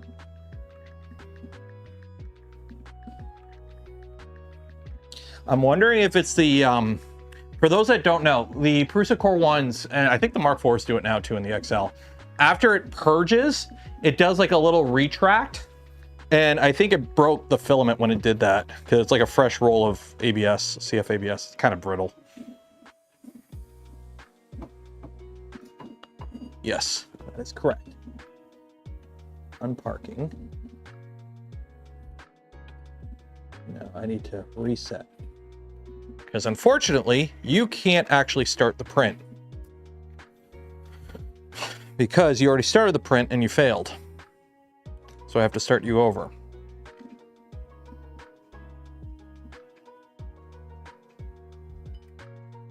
Okay. Printer online. Print. That.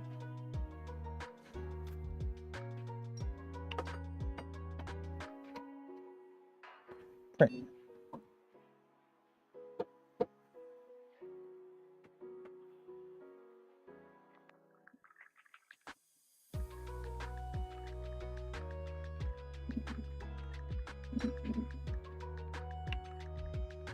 Yep. Okay. Now we should be good. Hopefully. Hopefully. Hopefully. I need some gloves. Because we're playing with the fun stuff now.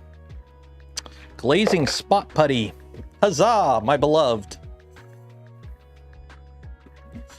Who here? Put a 1 in chat if you love glazing spot putty.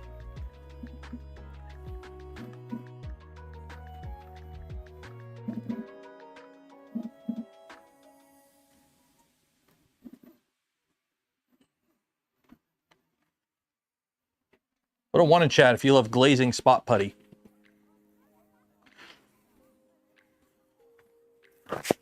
By the way, we're ending the stream early tonight. I got to get up early in the morning. So, basically, as soon as we make sure the printers are printing printingly, we're going to carry on. Love-hate relationship. It works. It works. It does what it needs to do. This print is not the greatest, unfortunately. My speeds were a little too high on the outer layer, so I've got some pretty bad ringing I got to deal with. So, unfortunately, that means we're going to be glazing it up.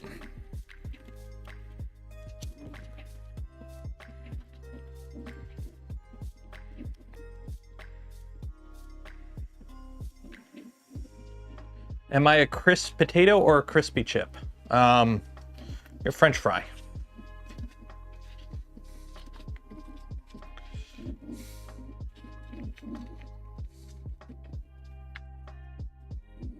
Every time I try to do this stuff using like a spatula, it never works. So back to raw dogging it with the finger.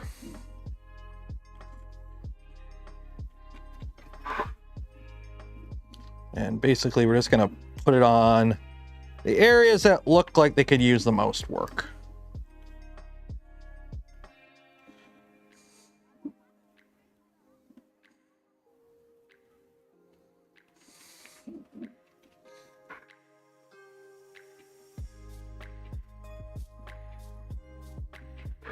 Yeah, I made the mistake of going, I should try brand new speeds and feeds on this printer on a big fat part. And sure enough, it bit me in the butt. Because I got some under extrusion in quite a few areas that I'm not too happy about. But, oh well.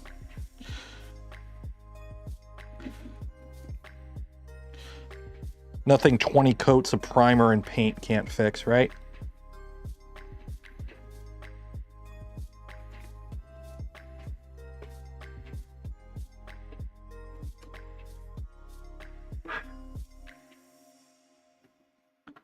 Grinders and paint make me the welder I ain't. Also, make sure you do this in a well-ventilated environment, wearing a mask and all that jazz. Hey, I was just listening to you guys while getting some prints ready. Yeah, the tall boy panels if we want. We got enough offshoots. Like you have them cut? Like, just be aware, I live in Canada, so shipping up here, depending on where you live in the world, can be a bit of a pain, so.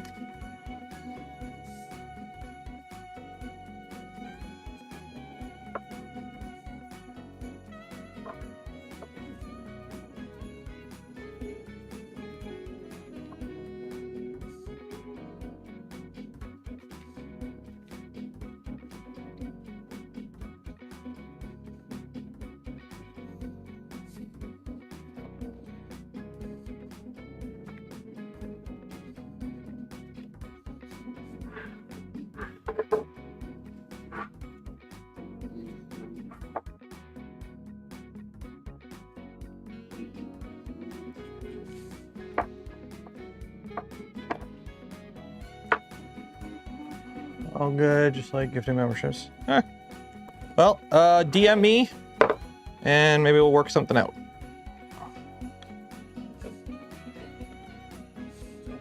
And if you DM me and I don't respond within a couple days, DM me again, because it means I probably saw your message, and then I meant to reply to it, and then I forgot to reply to it, and it got buried. Because I'm forgetful as shit when it comes to, like, replying to messages. Ask any company I've ever worked for. Heck, I think I still gotta send an invoice to PCB Way. I'm horrible with that stuff. Right. I gotta fix something here. Where's my little spatula?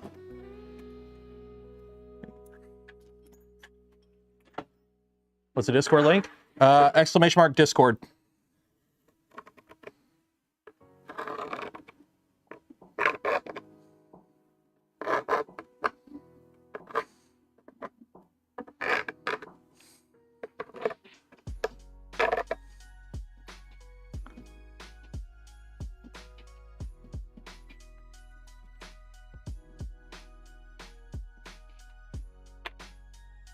Yeah, !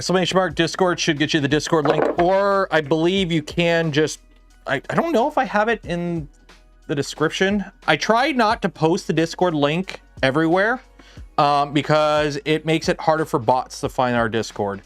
I've been very lucky with my Discord and it not being a bot infested mess because you pretty much have to find the link. Like, it's not a public Discord. You need to use the invite link, and the invite link isn't like overly public, if that makes sense. So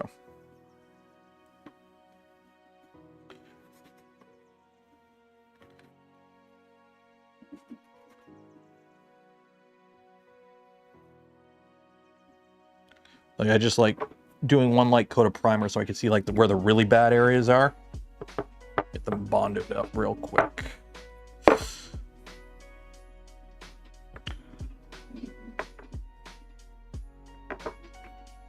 Okay, so that's enough of that. I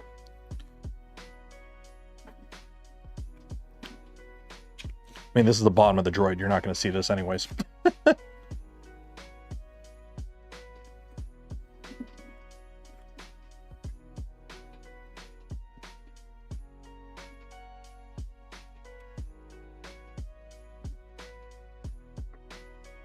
Like, it is nice looking at it, because it's like, these areas I don't have to worry about at all, because there's stuff that goes in these areas. And the stuff that goes in these areas are all printed on the core ones. So it's a little bit of a, less in the pain in the butt when it comes to like, it's more reliable print quality. Because I'll be honest, the print quality off the Venture XL is still not what I'd wish it was. It's fine for stuff that gets post-processed, but it definitely is not, it's not Prusa quality, if that makes sense. So. All right, so let's get rid of these stupid seams.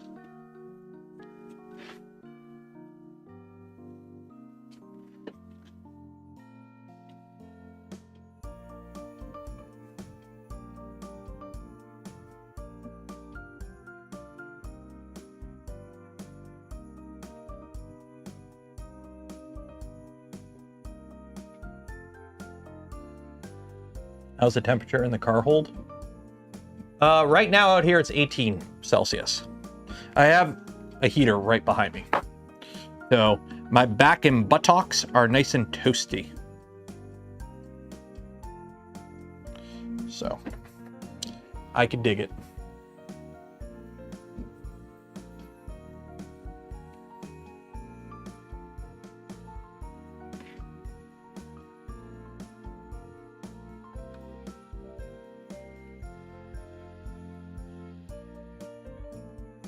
Not too terrible. No, usually what I do, I don't have a heater out here at night.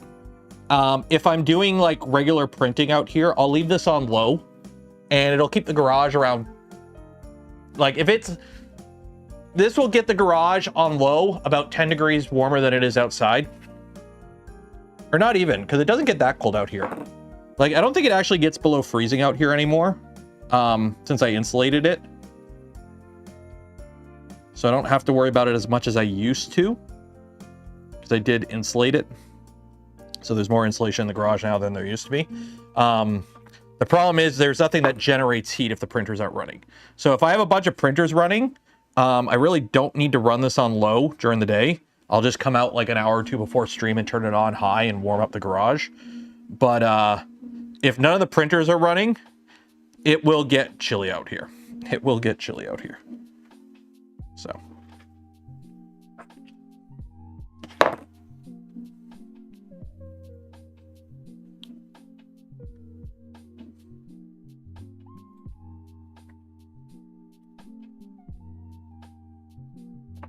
You in the back door panel has 3 seams? No, the back door is 2. I was just on the back door part. I was I was going a little bit crazier because the print quality isn't as good on the back because I had my accelerations and speeds and feeds a little too high and it bit me in the butt. So.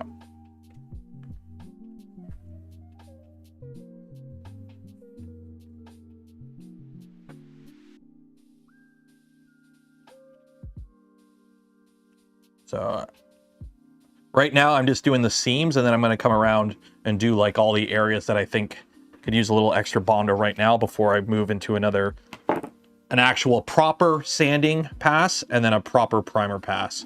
Because all I did so far with just hitting with my orbital, just very quickly to knock down any high spots and just hit it with a thin coat of primer, just so I can kind of see a little bit better where it needs the work, right? Because luckily I am making a well-used droid, so it can have, you know, wear and tear. I can have pop marks and whatnot. You just, oh, it's blaster damage. Like, put it this way, I don't really have lore made up for the droid, but if you know, you know, it has a rack number, okay? This droid is a off-the-rack droid. It has a rack number, okay? So the thing with the rack number, the first 2 digits are going to be worn away. So all you're going to see is A0. So the droid's name is A0. A0, right? A, Canadian, ha, A, and then not, because 0. So A0. Like astronaut, A0. So he's got a little bit of world building there.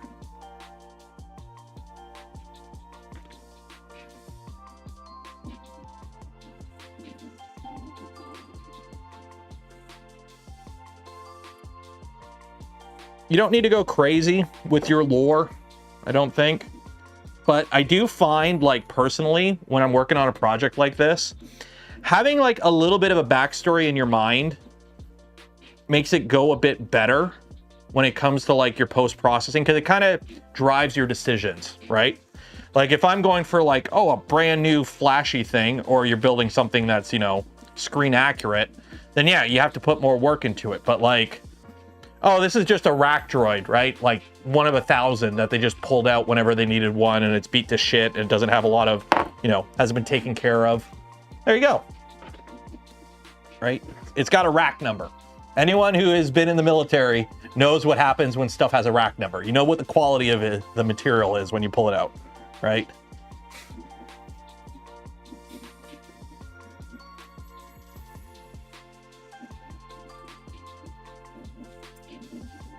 Now I got to fix that hole that I put in there when I put the screw through it. There you go. So it has a skew. Kind of. Rack number is like when your regiment, like I'm Canadian, so like when your regiment gets issued all its rifles, they go in a rack. So the rifles all have a serial number, but to make things easier for like the quartermasters storing all this stuff and keeping track of it, they'll also have a rack number. So you'll have your serial number like engraved in it or pressed in it or whatever. But then you might also have like rack 5 just like stenciled on and spray painted, right? So it's just kind of a rack number. It's a more localized, short form way of keeping track of something, right?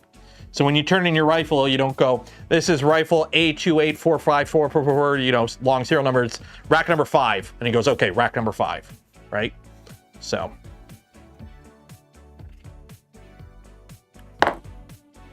So I just need to figure out, you know, because I do have my Mando suit, so I can wear the Mando suit while driving it around, but I kind of want to figure out some kind of like, I do believe there's like an Imperial Engineer costume. I could either do Imperial or Rebel. I don't really care.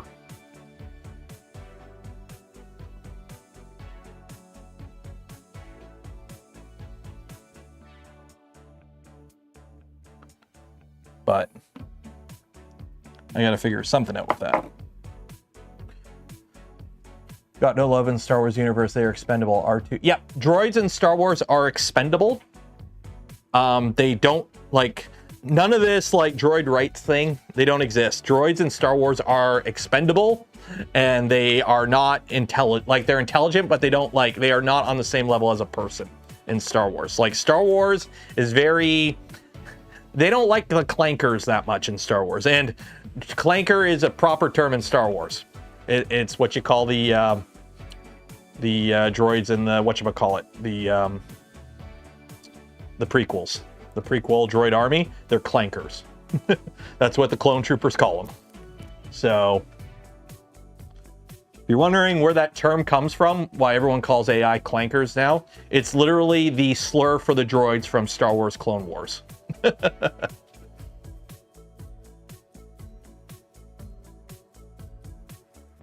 There we go. Now you're properly printing. And you're heating up. Okay, how does this print turn out? What's my flow rate? I got to increase you by... That's why you are under extruded to all hell. That would explain why. So 04. 03? 03. I gotta go up by 03. That explains that.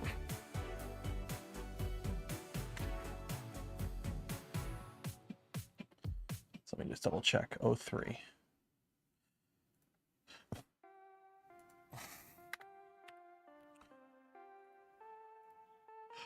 There we go.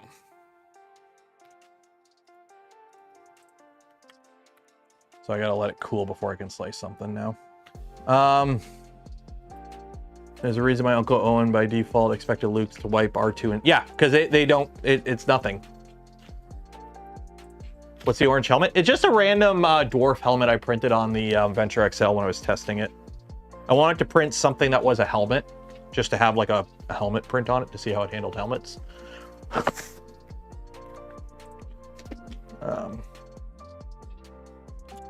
Okay, so that's pretty good for a first layer.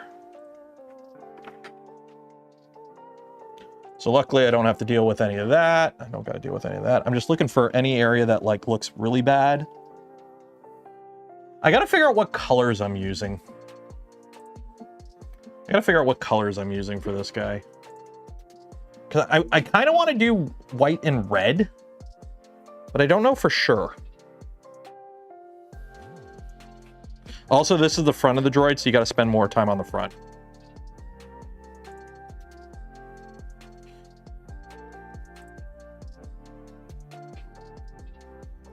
Because you got to make the front look good. Back, not so much, but the front you do.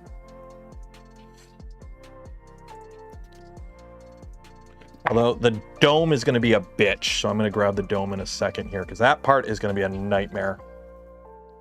Just a lot of Bondo on that. Printing an R2. Not an R2, but it is an Astromech. I'm doing an R6. I want to try and avoid...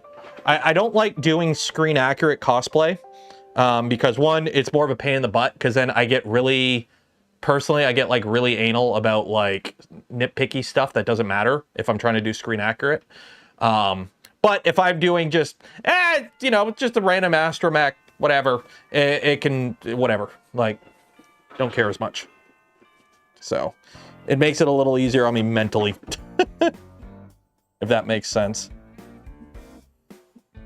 What really sucks is I wish I had 2K primer. There's the primer that Off-Earth uses, because he has like a proper full-on whatchamacallit, like an airbrushing bay and all that. So he uses 2K primer, which is like goes on really heavy and sands really nice, and it works really good for hiding all like the layer lines from a 3D print. The problem is I don't have airbrushing. I don't have like an airbrush station, so I got to rattle can everything.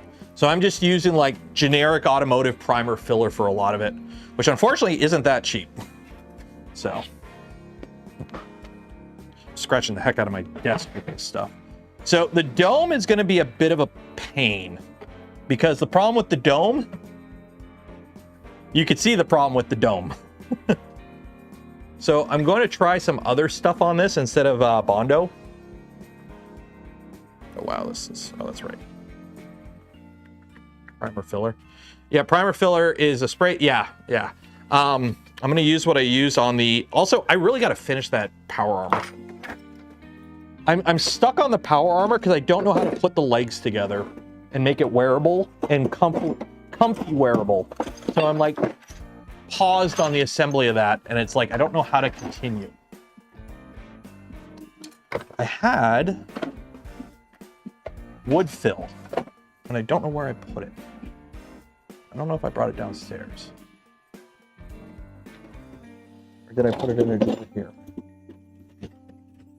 Yeah, here we go. So I have this stuff, wood filler. So I'm going to try wood filler on the top here,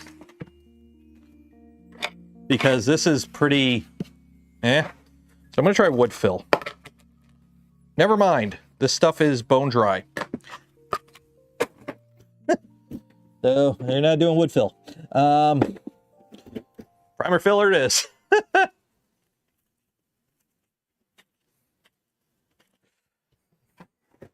That was bone dry. The lid was not sealed. I think the lid broke open while I was in the drawer. That sucks. Yeah,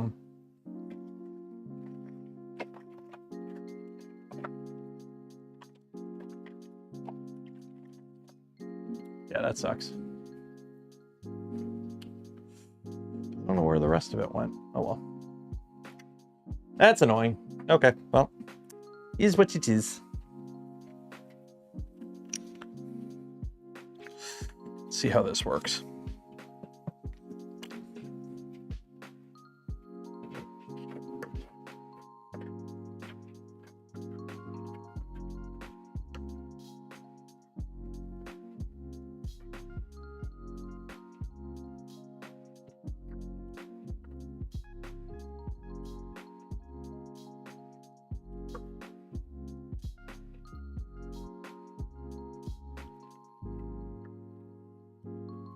It's gonna be annoying because they have all these stupid little ridges I gotta clean out.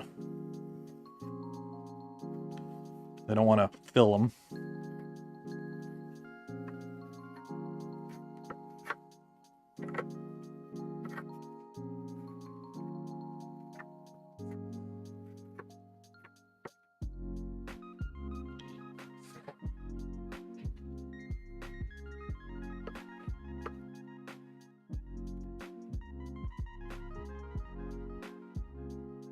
Try and get most of it, and then work in towards the edges near the end. Would you consider a 3D pen? No. For this kind of work, no. 3D pen is like, it can use for like joining stuff and certain gap fill, but like the problem is whatever you leave is still 3D. Like it's not smooth.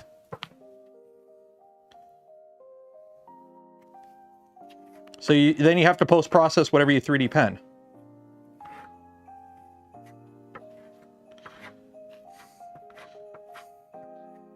I do want to try on this resin. I might try resin on this. Once I get it, like brush in resin in all these little lines and let it cure and see how that smooths that out.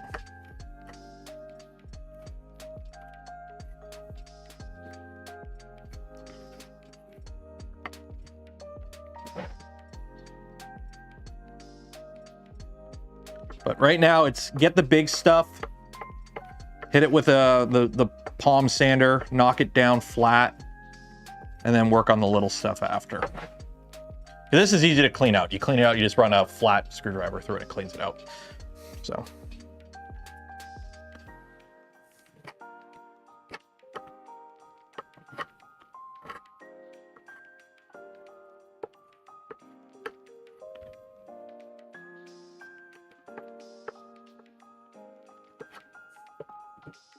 And I figure by doing this on live streams, I have more of an incentive to actually finish it. Unlike the power armor.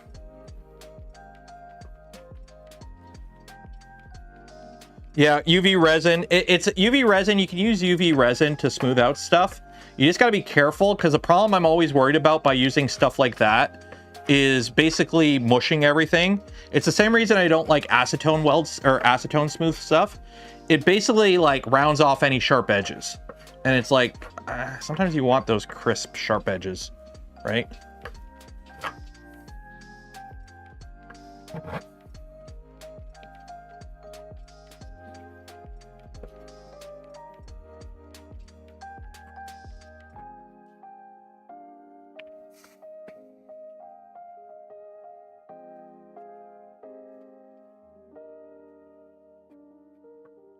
Remember, there is no mistakes, just happy little accidents.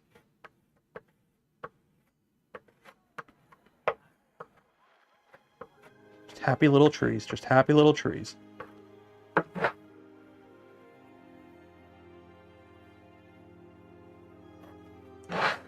Happy little trees, just happy little trees. That's all we're doing.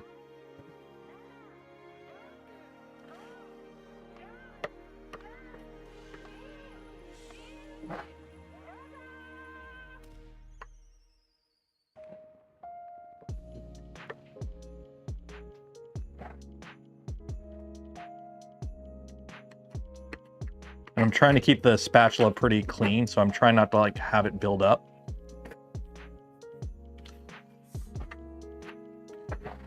And also, because they're stacked this way, you want to be going this way with the spatula. Like you want to go this way, not this way, because this way you flatten it across more heights. And that's the reason I'm using an actual spatula for this, is because I want to like keep it flat and level.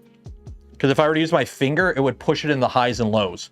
By using this little short stubby spatula, it basically like tries to keep it a contoured surface.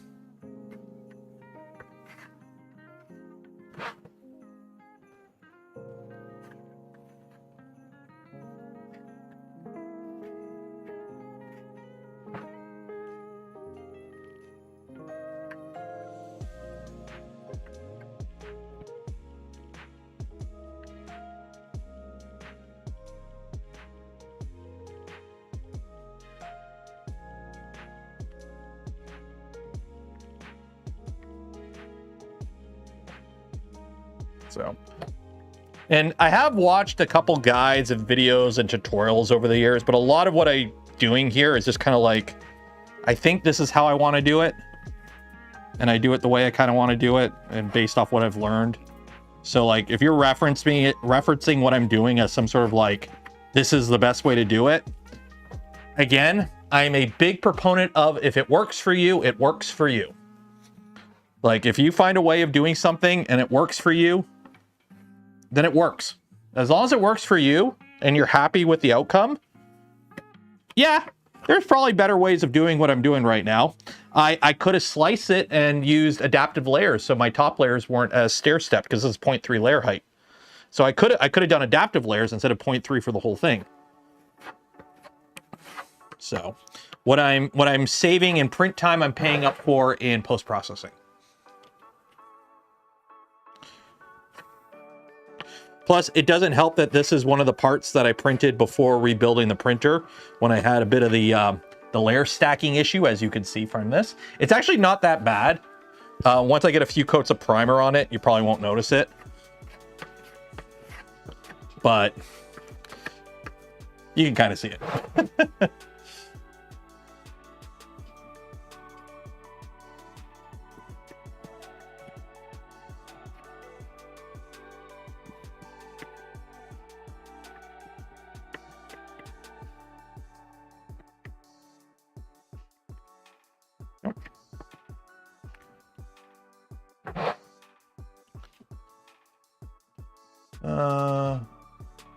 Always work to good enough. Yeah, it really depends on what you're doing. It's gonna be a tasty cake. It does look like a tasty cake right now. I'm hungry. Shit. Why'd you have to go make me hungry? Hey? Why'd you have to go and make me hungry right now?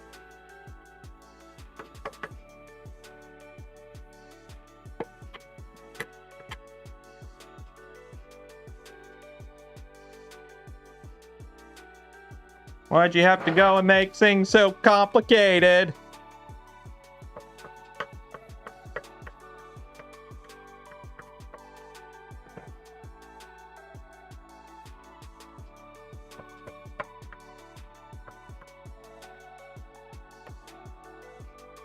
Maybe I should, you know what? I'm going to quit this whole YouTube 3D printing thing. I'm just going to be a cake person. I'm going to make cakes for a living.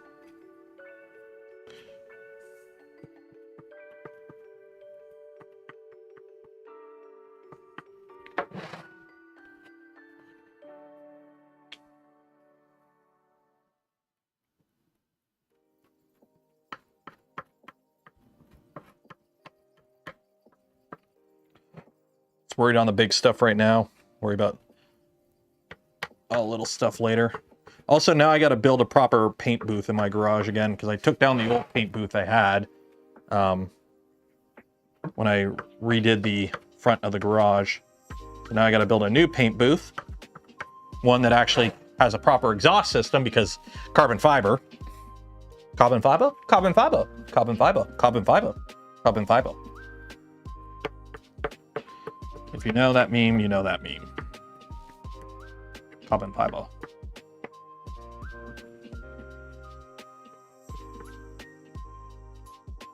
Carbon fiber.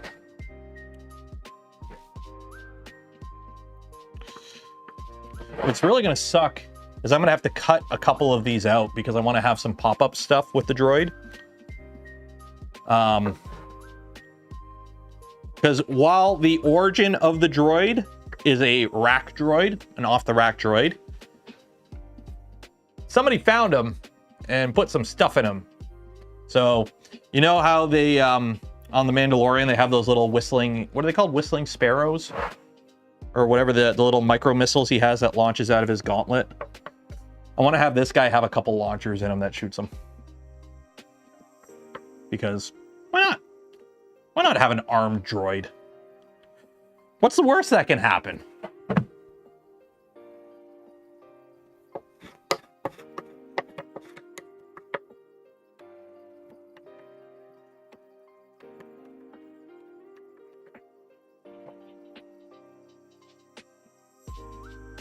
Where is the seam? There's the seam.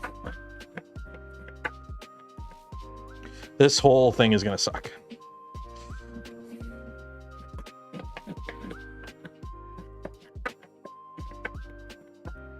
I gotta go all the way around this outside here. C-3PO has arms. Yeah, but you know, C-3PO ain't picking up a gat. You know that. I know that. C-3PO ain't throwing hands anytime soon.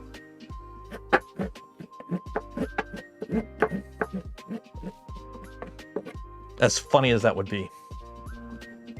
Getting to the end of this. Well, I'm officially out with that one. I think I bought these in bulk. Nice moose head bottle. Well, what I would like is because, okay, the head, the eyes are, where's the front? The front's right here, okay? So the front is right here. I would like 1 or 2 of these to just kind of pop up and then have micro missiles pop out. Also, what I plan to do is, you know how they have the eye? I want to put some LEDs behind the eye so it can be in like standby mode and battle mode kind of thing. So between blue and like red eyes or something. And then also the little circular area on, let me see here, R2. So let me just pull it up because R2 makes it simple because I just show. So you know how R2 has the, he's got this little, this just kind of changes between red and blue. I want to put a Nomi there.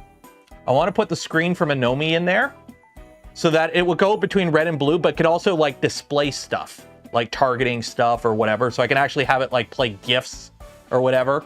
So I want to have a little light. I want to have lights behind this, that. And then in here, I want to put one of those really shitty, cheap projectors so I can project stuff. That'd be kind of fun. So I can like have it play movies and GIFs and whatnot.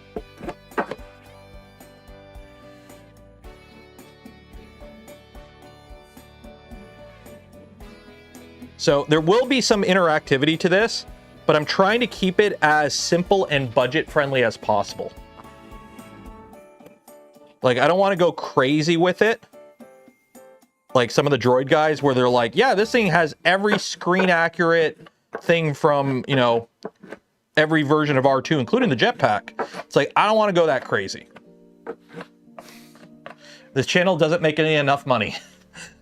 Can't afford that. But I think we can find a fun middle ground.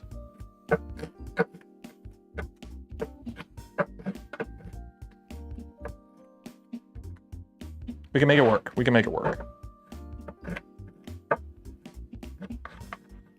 So if you want to help support the channel, the content I create, and the things I do, consider becoming a channel member, Patreon supporter, or if you're really cool, gifting memberships to others.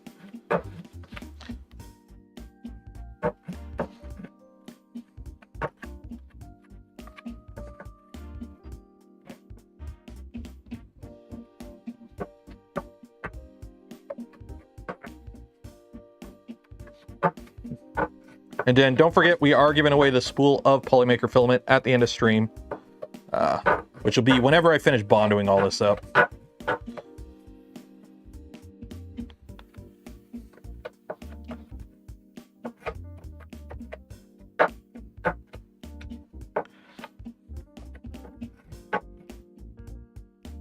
Water mister, so you can... Oh, so the trick is, one of the droids at 3D Printopia had a system.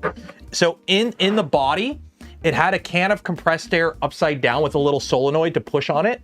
So when you for those that know, when you flip a can of compressed air upside down, and it basically makes like a cloud of smoke, right? Compressed carbon dioxide. So it makes like a can of smoke. So it had a little smoke generator in it. So using that with a projector, you could have it project onto it.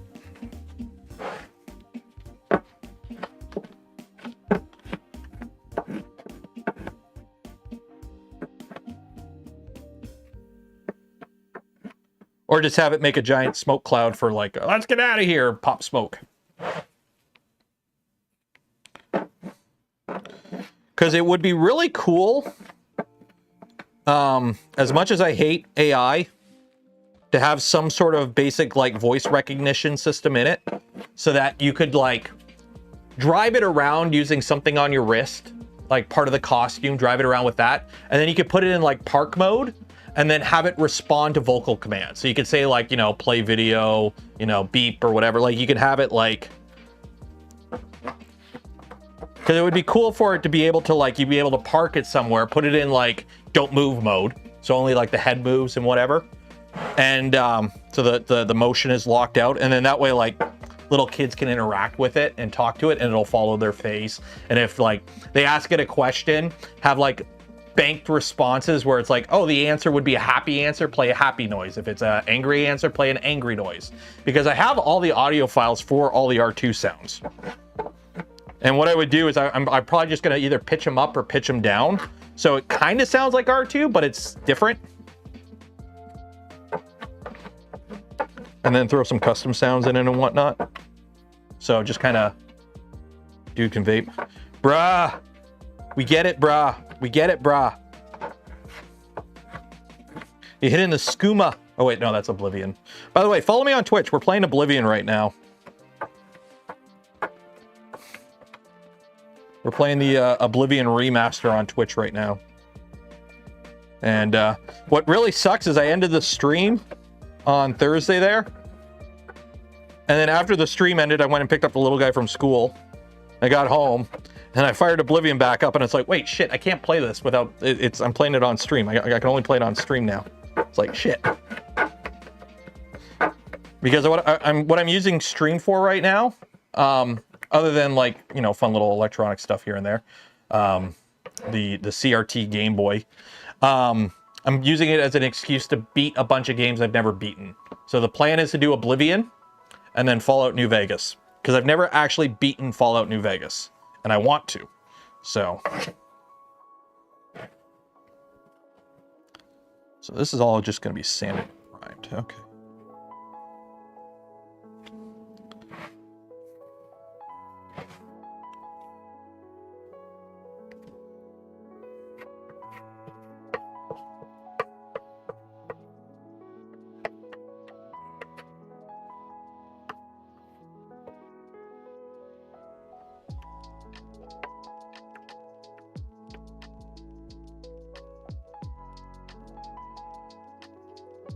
Vibe code the clues for the audio.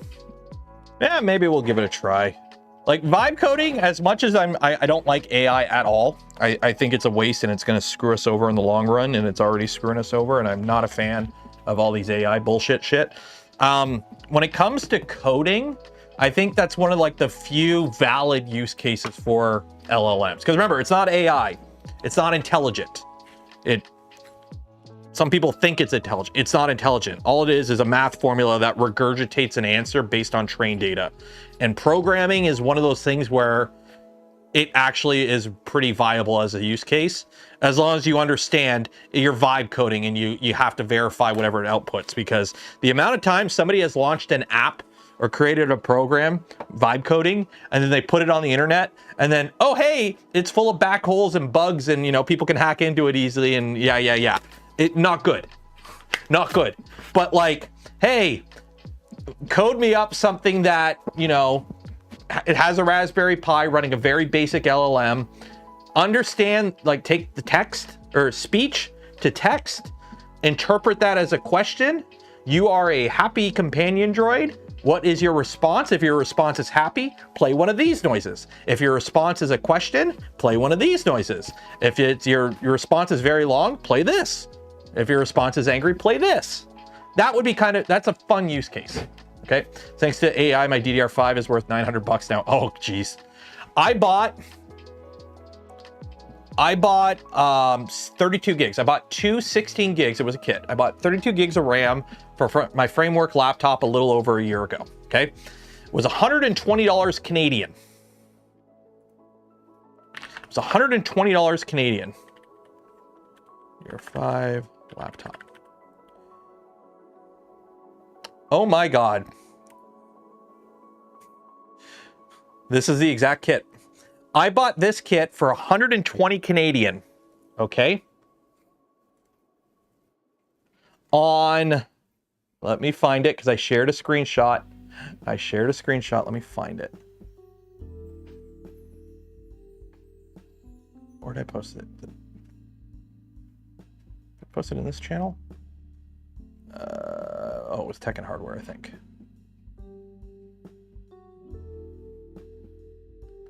Okay. So, 120. This was the price on 3 days ago. So 3 days ago, the kit that I paid $120 for was $409. Okay, I purchased it, you know, a little over a year ago, August of 2024. I paid $120 for it. 3 days ago, it was $410. Today, it's $442.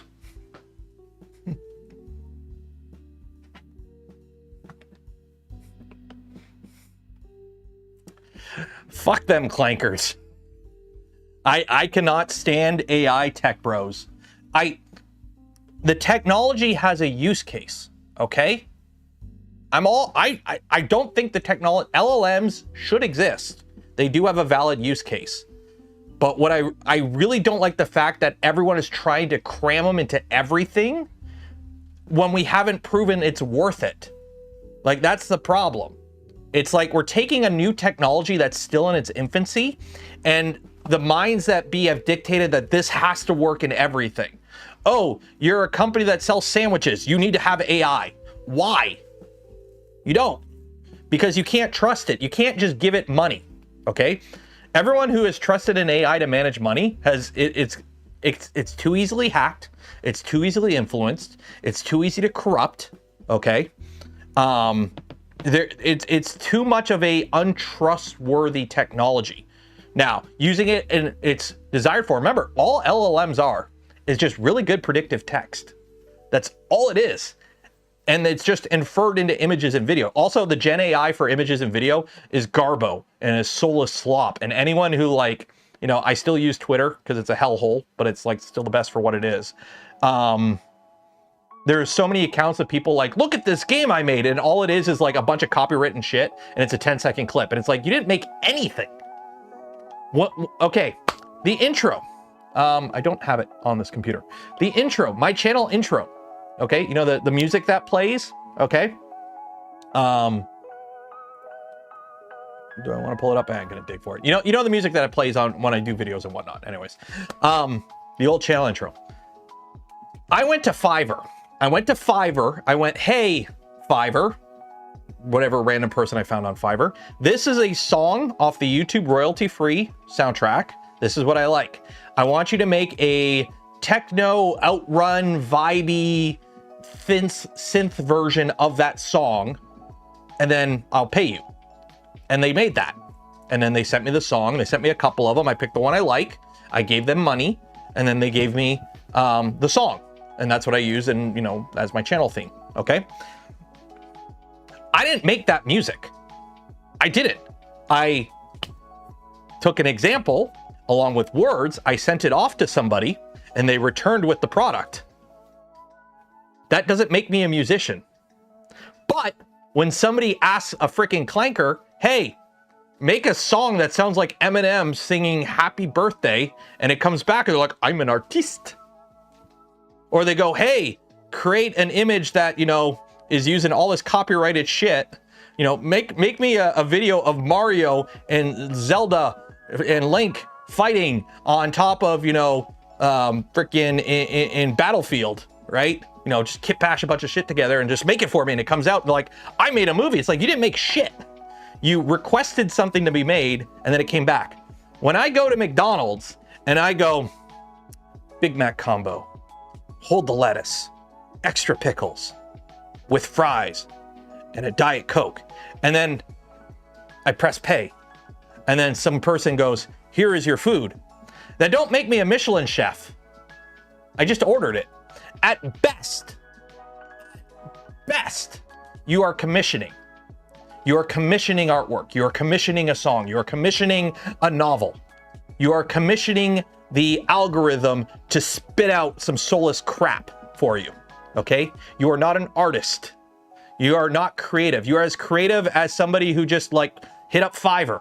Nobody hitting up Fiverr ever took the thing they made off Fiverr and claimed they're an artist because a Fiverr artist that they paid, unless they're scamming and they're trying to say they created themselves, unless they're like, you know, people do scam that shit.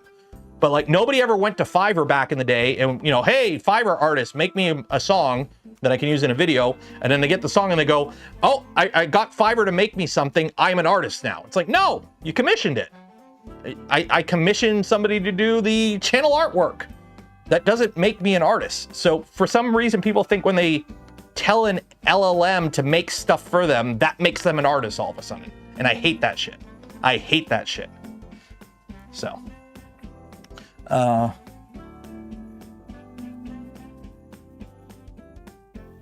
programming? Oh, geez. I know people, like, I used to have a friend, I haven't talked to him in years, who worked for Amazon as a programmer. And, like, this was like 10 years ago plus. People who know how to program legitly, that shit's art.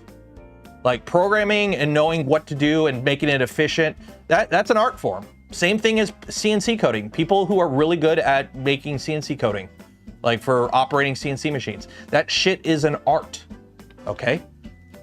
So, yeah.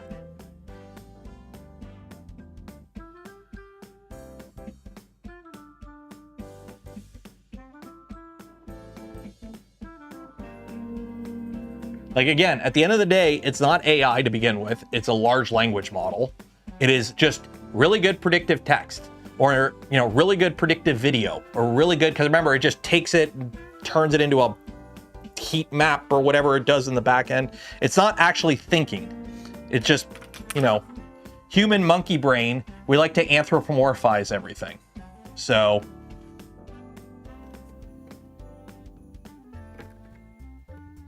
and unfortunately, anthropomorphizing, you know. Now, don't get me wrong. If, you know, tomorrow I wake up and my phone's like, hello, Taylor, we are Skynet, we are now sentient. You know, and it's like, no, legit, like proper actual sentience. I got no problems with that. I have no qualms with, you know, machine intelligence actually being a thing. Just, you know, don't take over the world and don't nuke us all, right? But then again, you know, we're doing pretty good at doing that ourselves. So who knows, maybe an AI running things might actually be better than, you know, the current governments of some countries. But I'm not a speciesist. So if you are intelligent, if you are, you know, sentient, I got no problem whatever form you take. I really don't care. I played enough Mass Effect. I'm good with everyone.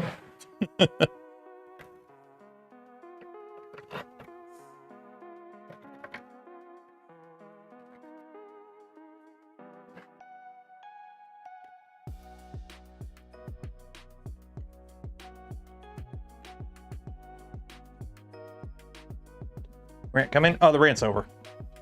Okay, I think we're gonna call it there because we're at 10:30. The printers are, why aren't you printing? Heating disabled due to 30 minutes. What? What are you doing?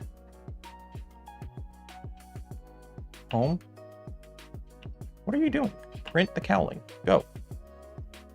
Print. Yes, I know there's new firmware available, but get printing. What are you doing? Something's up with that printer. The filament break? Nope. Oh, I think it told it to get to a temperature and it didn't get to the temperature. And because I didn't push the button, it didn't start. LLMs will not get us to AGI. I'm really starting to believe that LLMs will. So all these AI companies are throwing money at LLMs because they believe it will get to AGI. And I don't think it will, because it only works off the trained data that you've trained it on. And we've run out of data to train them on. So now we're using LLMs to generate data, to train LLMs to generate data. And we're getting like Habsburg AI, where the results are getting poisoned. Apparently it's a thing where if you ask it to generate faces, because a lot of people have used it to do one person's face, apparently, I read a thing, apparently Charlie Kirk's face shows up a lot in LLMs now with AI image generation because a lot of people have used it. They've requested it, so now it just kind of, hey, this is a common face. It gets used a lot. Let's use it. It doesn't know. It doesn't care. It's an LLM. People want this face on stuff. Okay. Apparently that's a thing because it's too easy to pollute the data set.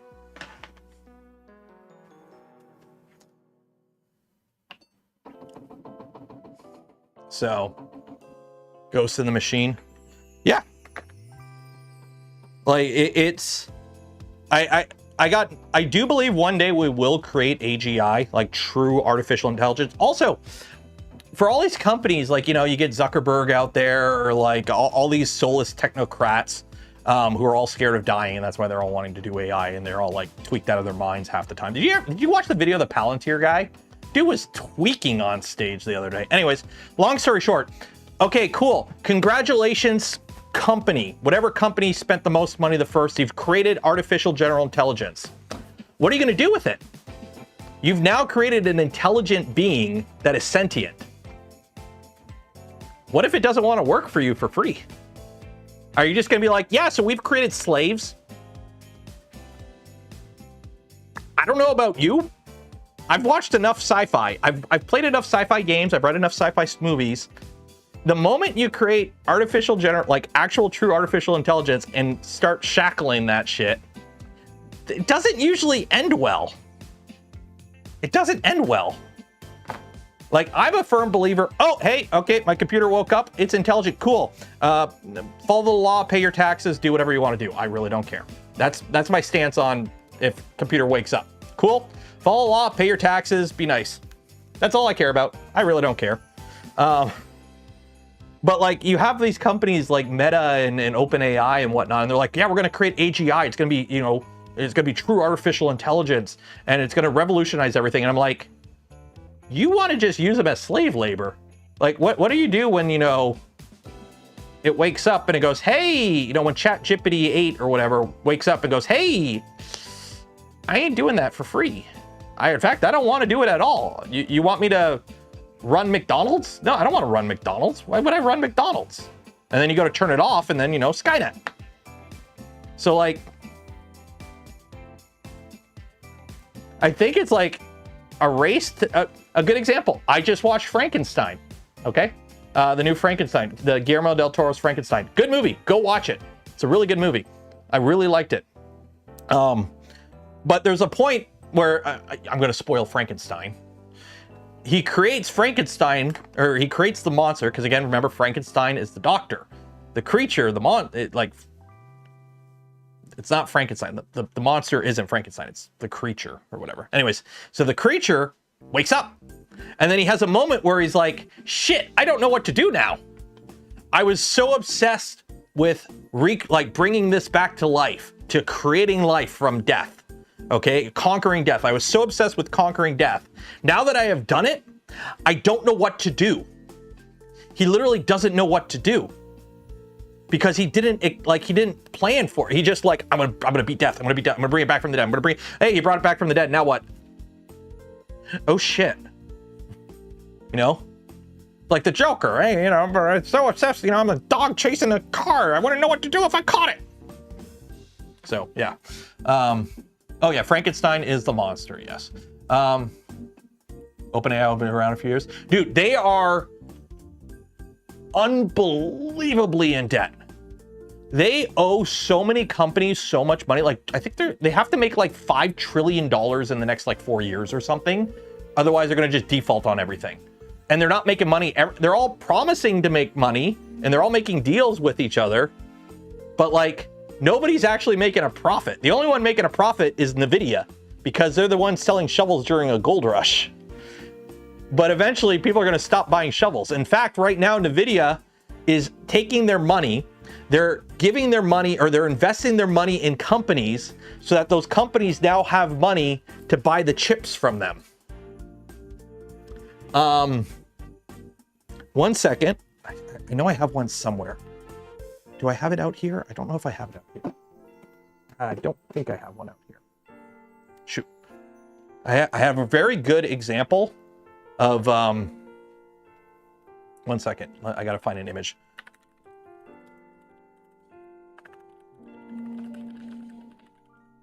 Okay, so this is the current AI industry right now, okay? This is the current AI industry right now, okay? It is basically a power plug plugged into itself, because NVIDIA gives money to, you know, invest in OpenAI, so that OpenAI then takes that money that was invested in them by, or, you know, by NVIDIA, and then they go to Oracle, and they go, Oracle, here's some money, build us a data center. And then Oracle goes, thank you for the money. And then they take that money and they go to NVIDIA and they give NVIDIA the money. Hey, can we buy some GPUs? And they go, great. And then NVIDIA goes, thank you for this money. We will invest it in OpenAI. And then OpenAI goes, shit, we need a data center. Oracle, make us a data center. And Oracle goes, oh, cool, that's great. NVIDIA, sell us some chips.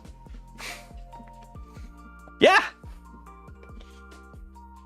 It's gonna suck, but it's gonna crash. So. Yeah, it's basically like a circle jerk, and not the fun kind. Yeah. Estimated that it costs OpenAI $5 to generate an AI video with the new service. That's no way. Oh yeah, so that's the other thing. OpenAI is like panicking because they have to make money. So they, for the longest time, were like, oh, we're not going to do sex bots, or we won't, like, we'll have really hard limits on it so that people can't, you know, have relationships with the AI. Because, you know, that's the big thing with Twitter's Grok, is you can make it a horn dog. But now they're like, oh, we might do that. Videos, they put out Sora, trying to make Sora like a video platform.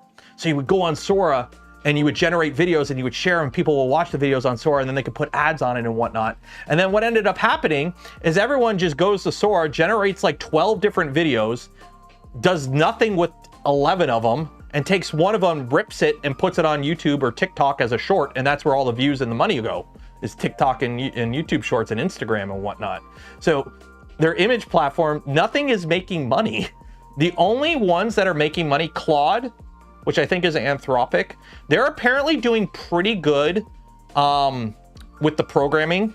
So they're basically, OpenAI is trying to do everything, and they're getting their lunch eaten by all these AI companies that are specifying one thing. So Claude, really good for programming. They have contracts with businesses for programming LLMs, and apparently they're doing okay. But then, like, then you also have like, what is it, Banana, whatever, Google's image generator, which is much better. So the Google Banana Neo, or whatever the heck it's called, that's really good. Also, the other fun fact, cool, you have spent $12 trillion developing this AI language model, okay? It's the best in the world. Guess what? Once that model is public, there is nothing stopping a company in like China from just developing a model trained off that model, because you can build a model by just asking an existing model questions and training the data based off that model. That's how they made DeepSeek.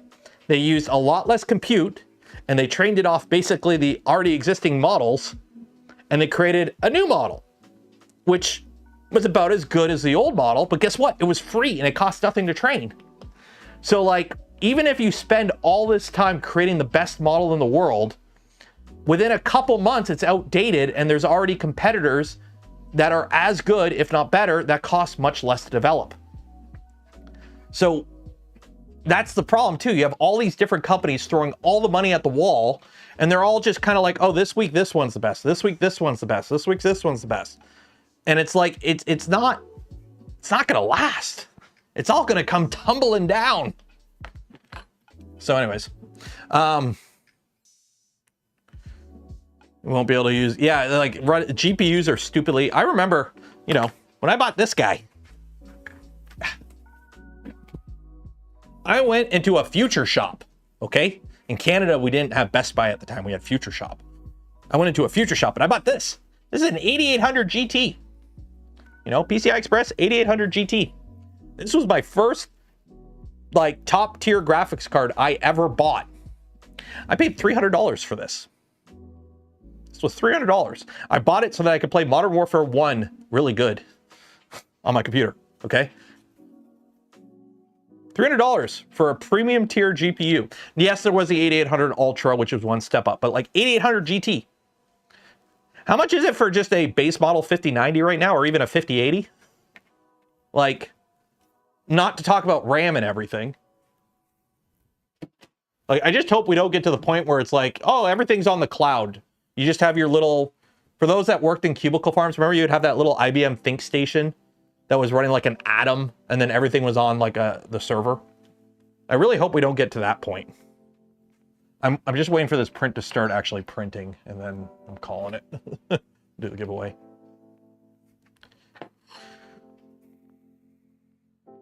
So yeah.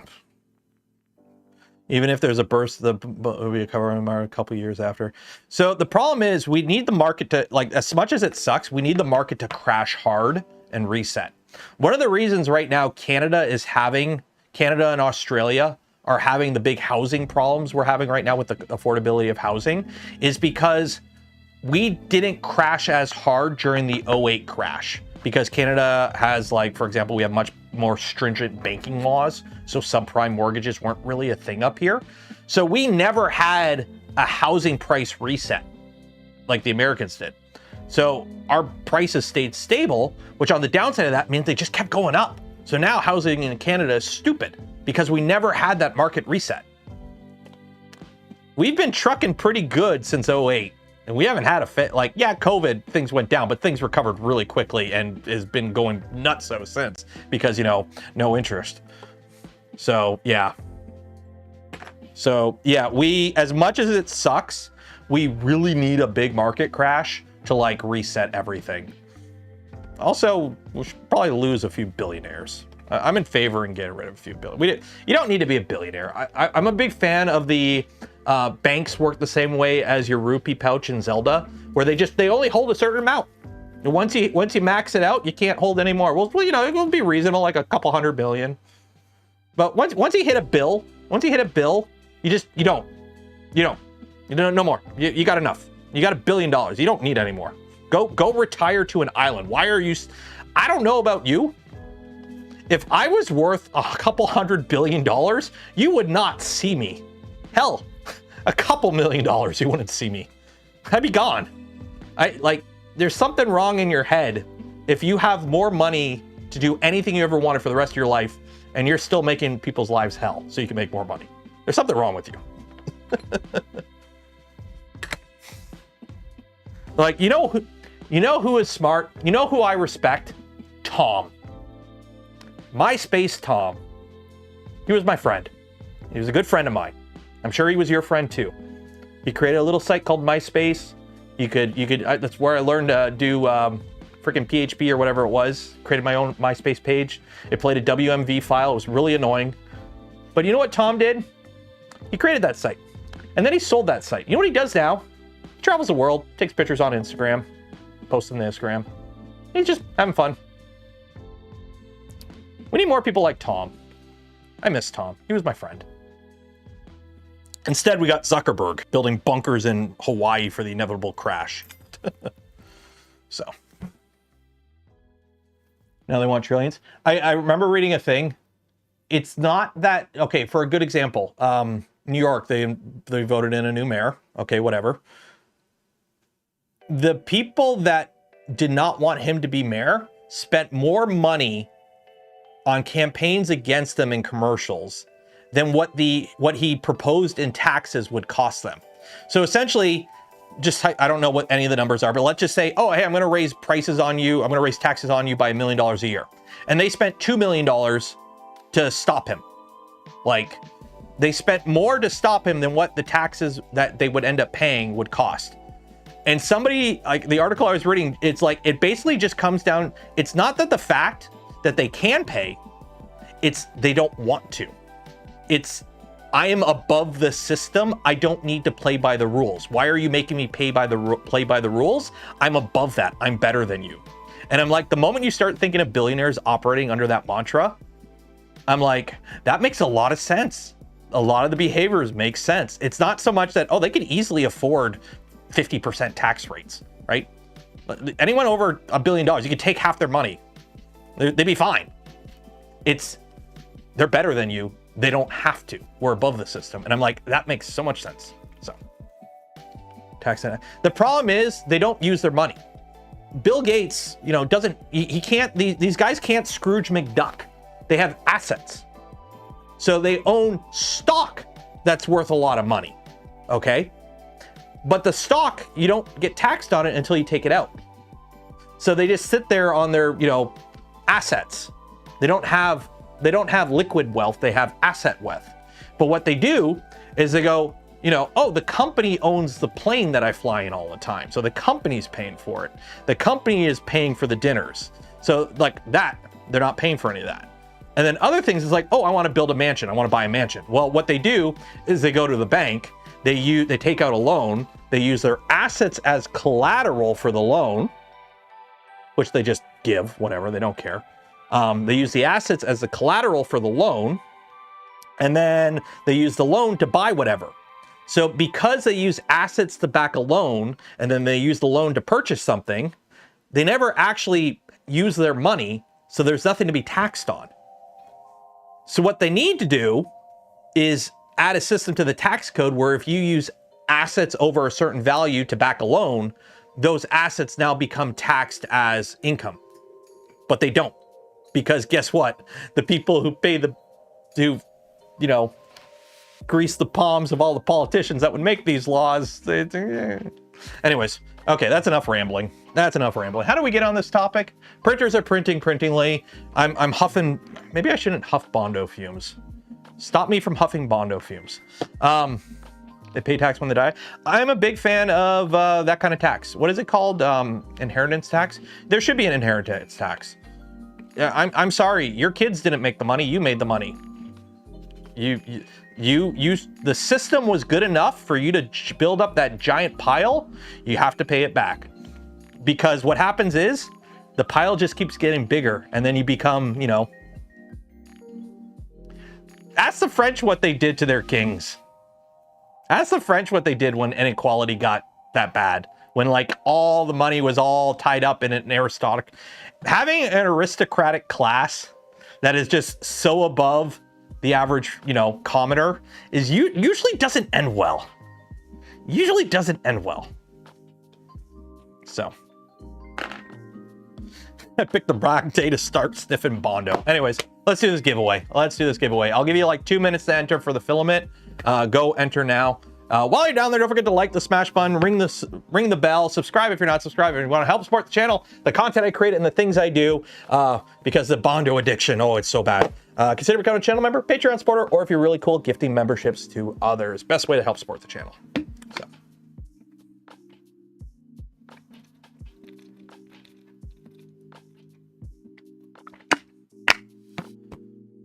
There are ways of I know there's always ways to bypass everything. There are a lot of extremely well-paid lawyers that do that kind of stuff.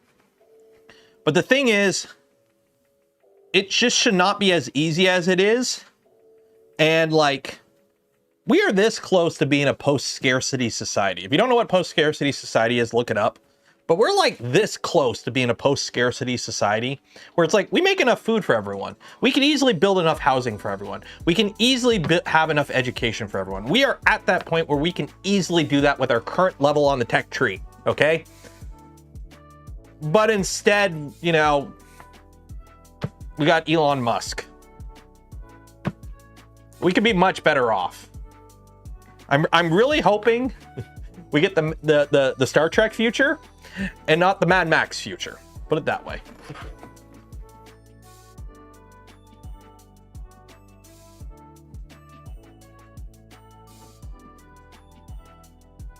Cheers, Rebecca. Problem is laws. Yeah, it's a culture change. Remember, also, I can't remember if it was a video or an article I read. One of the big things some scientists are kind of worried about is the fact that, like, remember, we have a space program. Humans can go to space. I can talk to somebody in China instantly. We're a couple generations removed from hunter-gatherers. We are not biologically set up for the technological world we live in, and it is screwing with our brains. The constant dopamine hits from like shorts and TikTok and whatnot, and instant gratification, it's really screwing with our brains. Like, we are diving headfirst into this kind of living, and our bodies and our biology are not built for this shit. We are not built for this. Like, remember, 12,000 years ago, somebody's like, hey, we should probably start farming. Before that, we were around for like a couple hundred, like what, 100,000 years? It was like what? It's like what, 50,000 years biological modern human, and like 150,000 years we were Homo sapiens or whatever. But it's like, you know, 200 years ago, odds are everyone here would probably be a farmer or just dead by now. And now it's like, you know, I get in my car, I drive 100 kilometers an hour. I'm watching a video on my phone of a rocket go to space every other day. It's like, we're not built for this shit. We're not built for this shit. And it's the societal mental faculty. Like it's gotta, something's gotta figure it out. So like, I was born before the internet. That isn't a thing. I grew up without the internet. That is not common anymore. I remember when we got our first computer when I was like 11 years old. Like, I remember going on cheatcc.com to look up cheat codes for Turok Dinosaur Hunter on N64. That's the very first thing I did when I got the internet. Look up cheat codes for Turok. I remember that. I remember that Christmas morning, getting on the computer, looking up cheat codes for Turok. That was... Yeah. I watched a YouTube video. It just came in my homepage. It's like, you know, I played Mass Effect for the first time because I played Mass Effect recently. It's like I played, you know, Zoomer plays Mass Effect for the first time. And the guy starts off the video by like, yeah, these games came out before I was born. And I'm like, holy shit.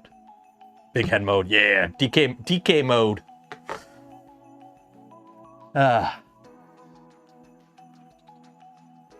Mortal Kombat fatalities. I could never get fatalities to work with Mortal Kombat. Okay, let's do this giveaway. Do the giveaway and the stream.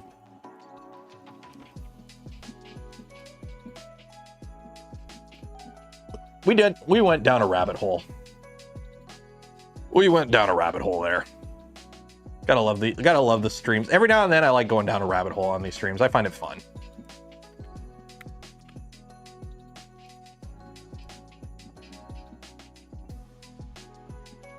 Space Invaders Arcade. Don't quite remember Pong. Yeah, I was born in '88, so the first console my parents actually bought us was a Sega Genesis, and we had Sonic 2 and Jurassic Park Rampage Edition. And I figured out on Jurassic Park Rampage Edition there was an item on the first level that would fill up whatever weapon you had to max ammo, and there was a lightning gun right near the end of the first level. And what happened is if you got near the end of the level, there'd be some pterodons that would pick you up and bring you all the way to the back of the top of the level, okay? I figured out that if you timed it right, you can get to the end of the level, get the lightning gun off a guy, and then what you would do is the pterodon would pick you up, and if you killed him, because you could aim up and shoot him and kill him and he would drop you, if you did it at the right time, you would fall into a nest, which would max out whatever ammo for whatever weapon you had, which was the lightning gun, which was one of the most powerful guns in the game. And then on the third level of the game, the whole point of that level, you were supposed to hop on a Gallimimus, okay? And then you'd run through the whole level on a Gallimimus really quick. Well, what you do is because you have the lightning gun with maxed out ammo, you actually run through the level and you kill everyone in the level instead of skipping them all. Well, guess what? Doing that pretty much gives you enough ammo for everything else, including maxed out grenades. And then when you get to the end of the game, you just spam grenades on the T-Rex during the escape in the boat, and it's very easy to beat the T-Rex. I figured that shit out when I was like 8, before the internet. I don't know how we did shit before the internet, but I figured that out before the internet on my own. Just had a lot of time. You just played games without, you just played them over and over again because you had nothing else to do. 260. I don't like this map. Random. Yeah, let's do this one. This is a new one. We struggled and enjoyed. Yeah, games were hard back then. Zork. I remember trying to play that on a computer once, and I could not figure it out. Okay. How this works is if you win, you get a free hat. Or a free spool of filament from Polymaker. But if I pick your ball and your ball wins, you get a free hat. This one right here. Who is that? Stunet. Good luck. If you win, you get a free hat.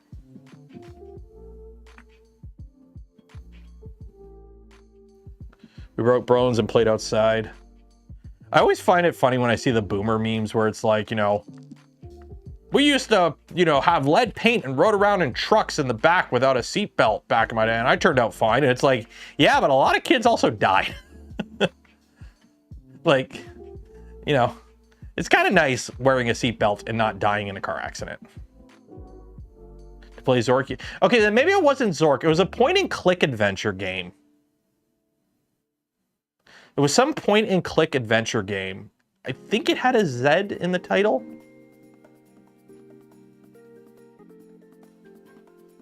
Yeah, Survivor Bias. Admiral Adama with the slip there. Ah, shit, what was that game then? Zork? No, it wasn't Zork. It wasn't Myth. It was a game like Myth. Or Myst. But it was a point and click. Shit, what was that game called? Oh, that's gonna bug me now.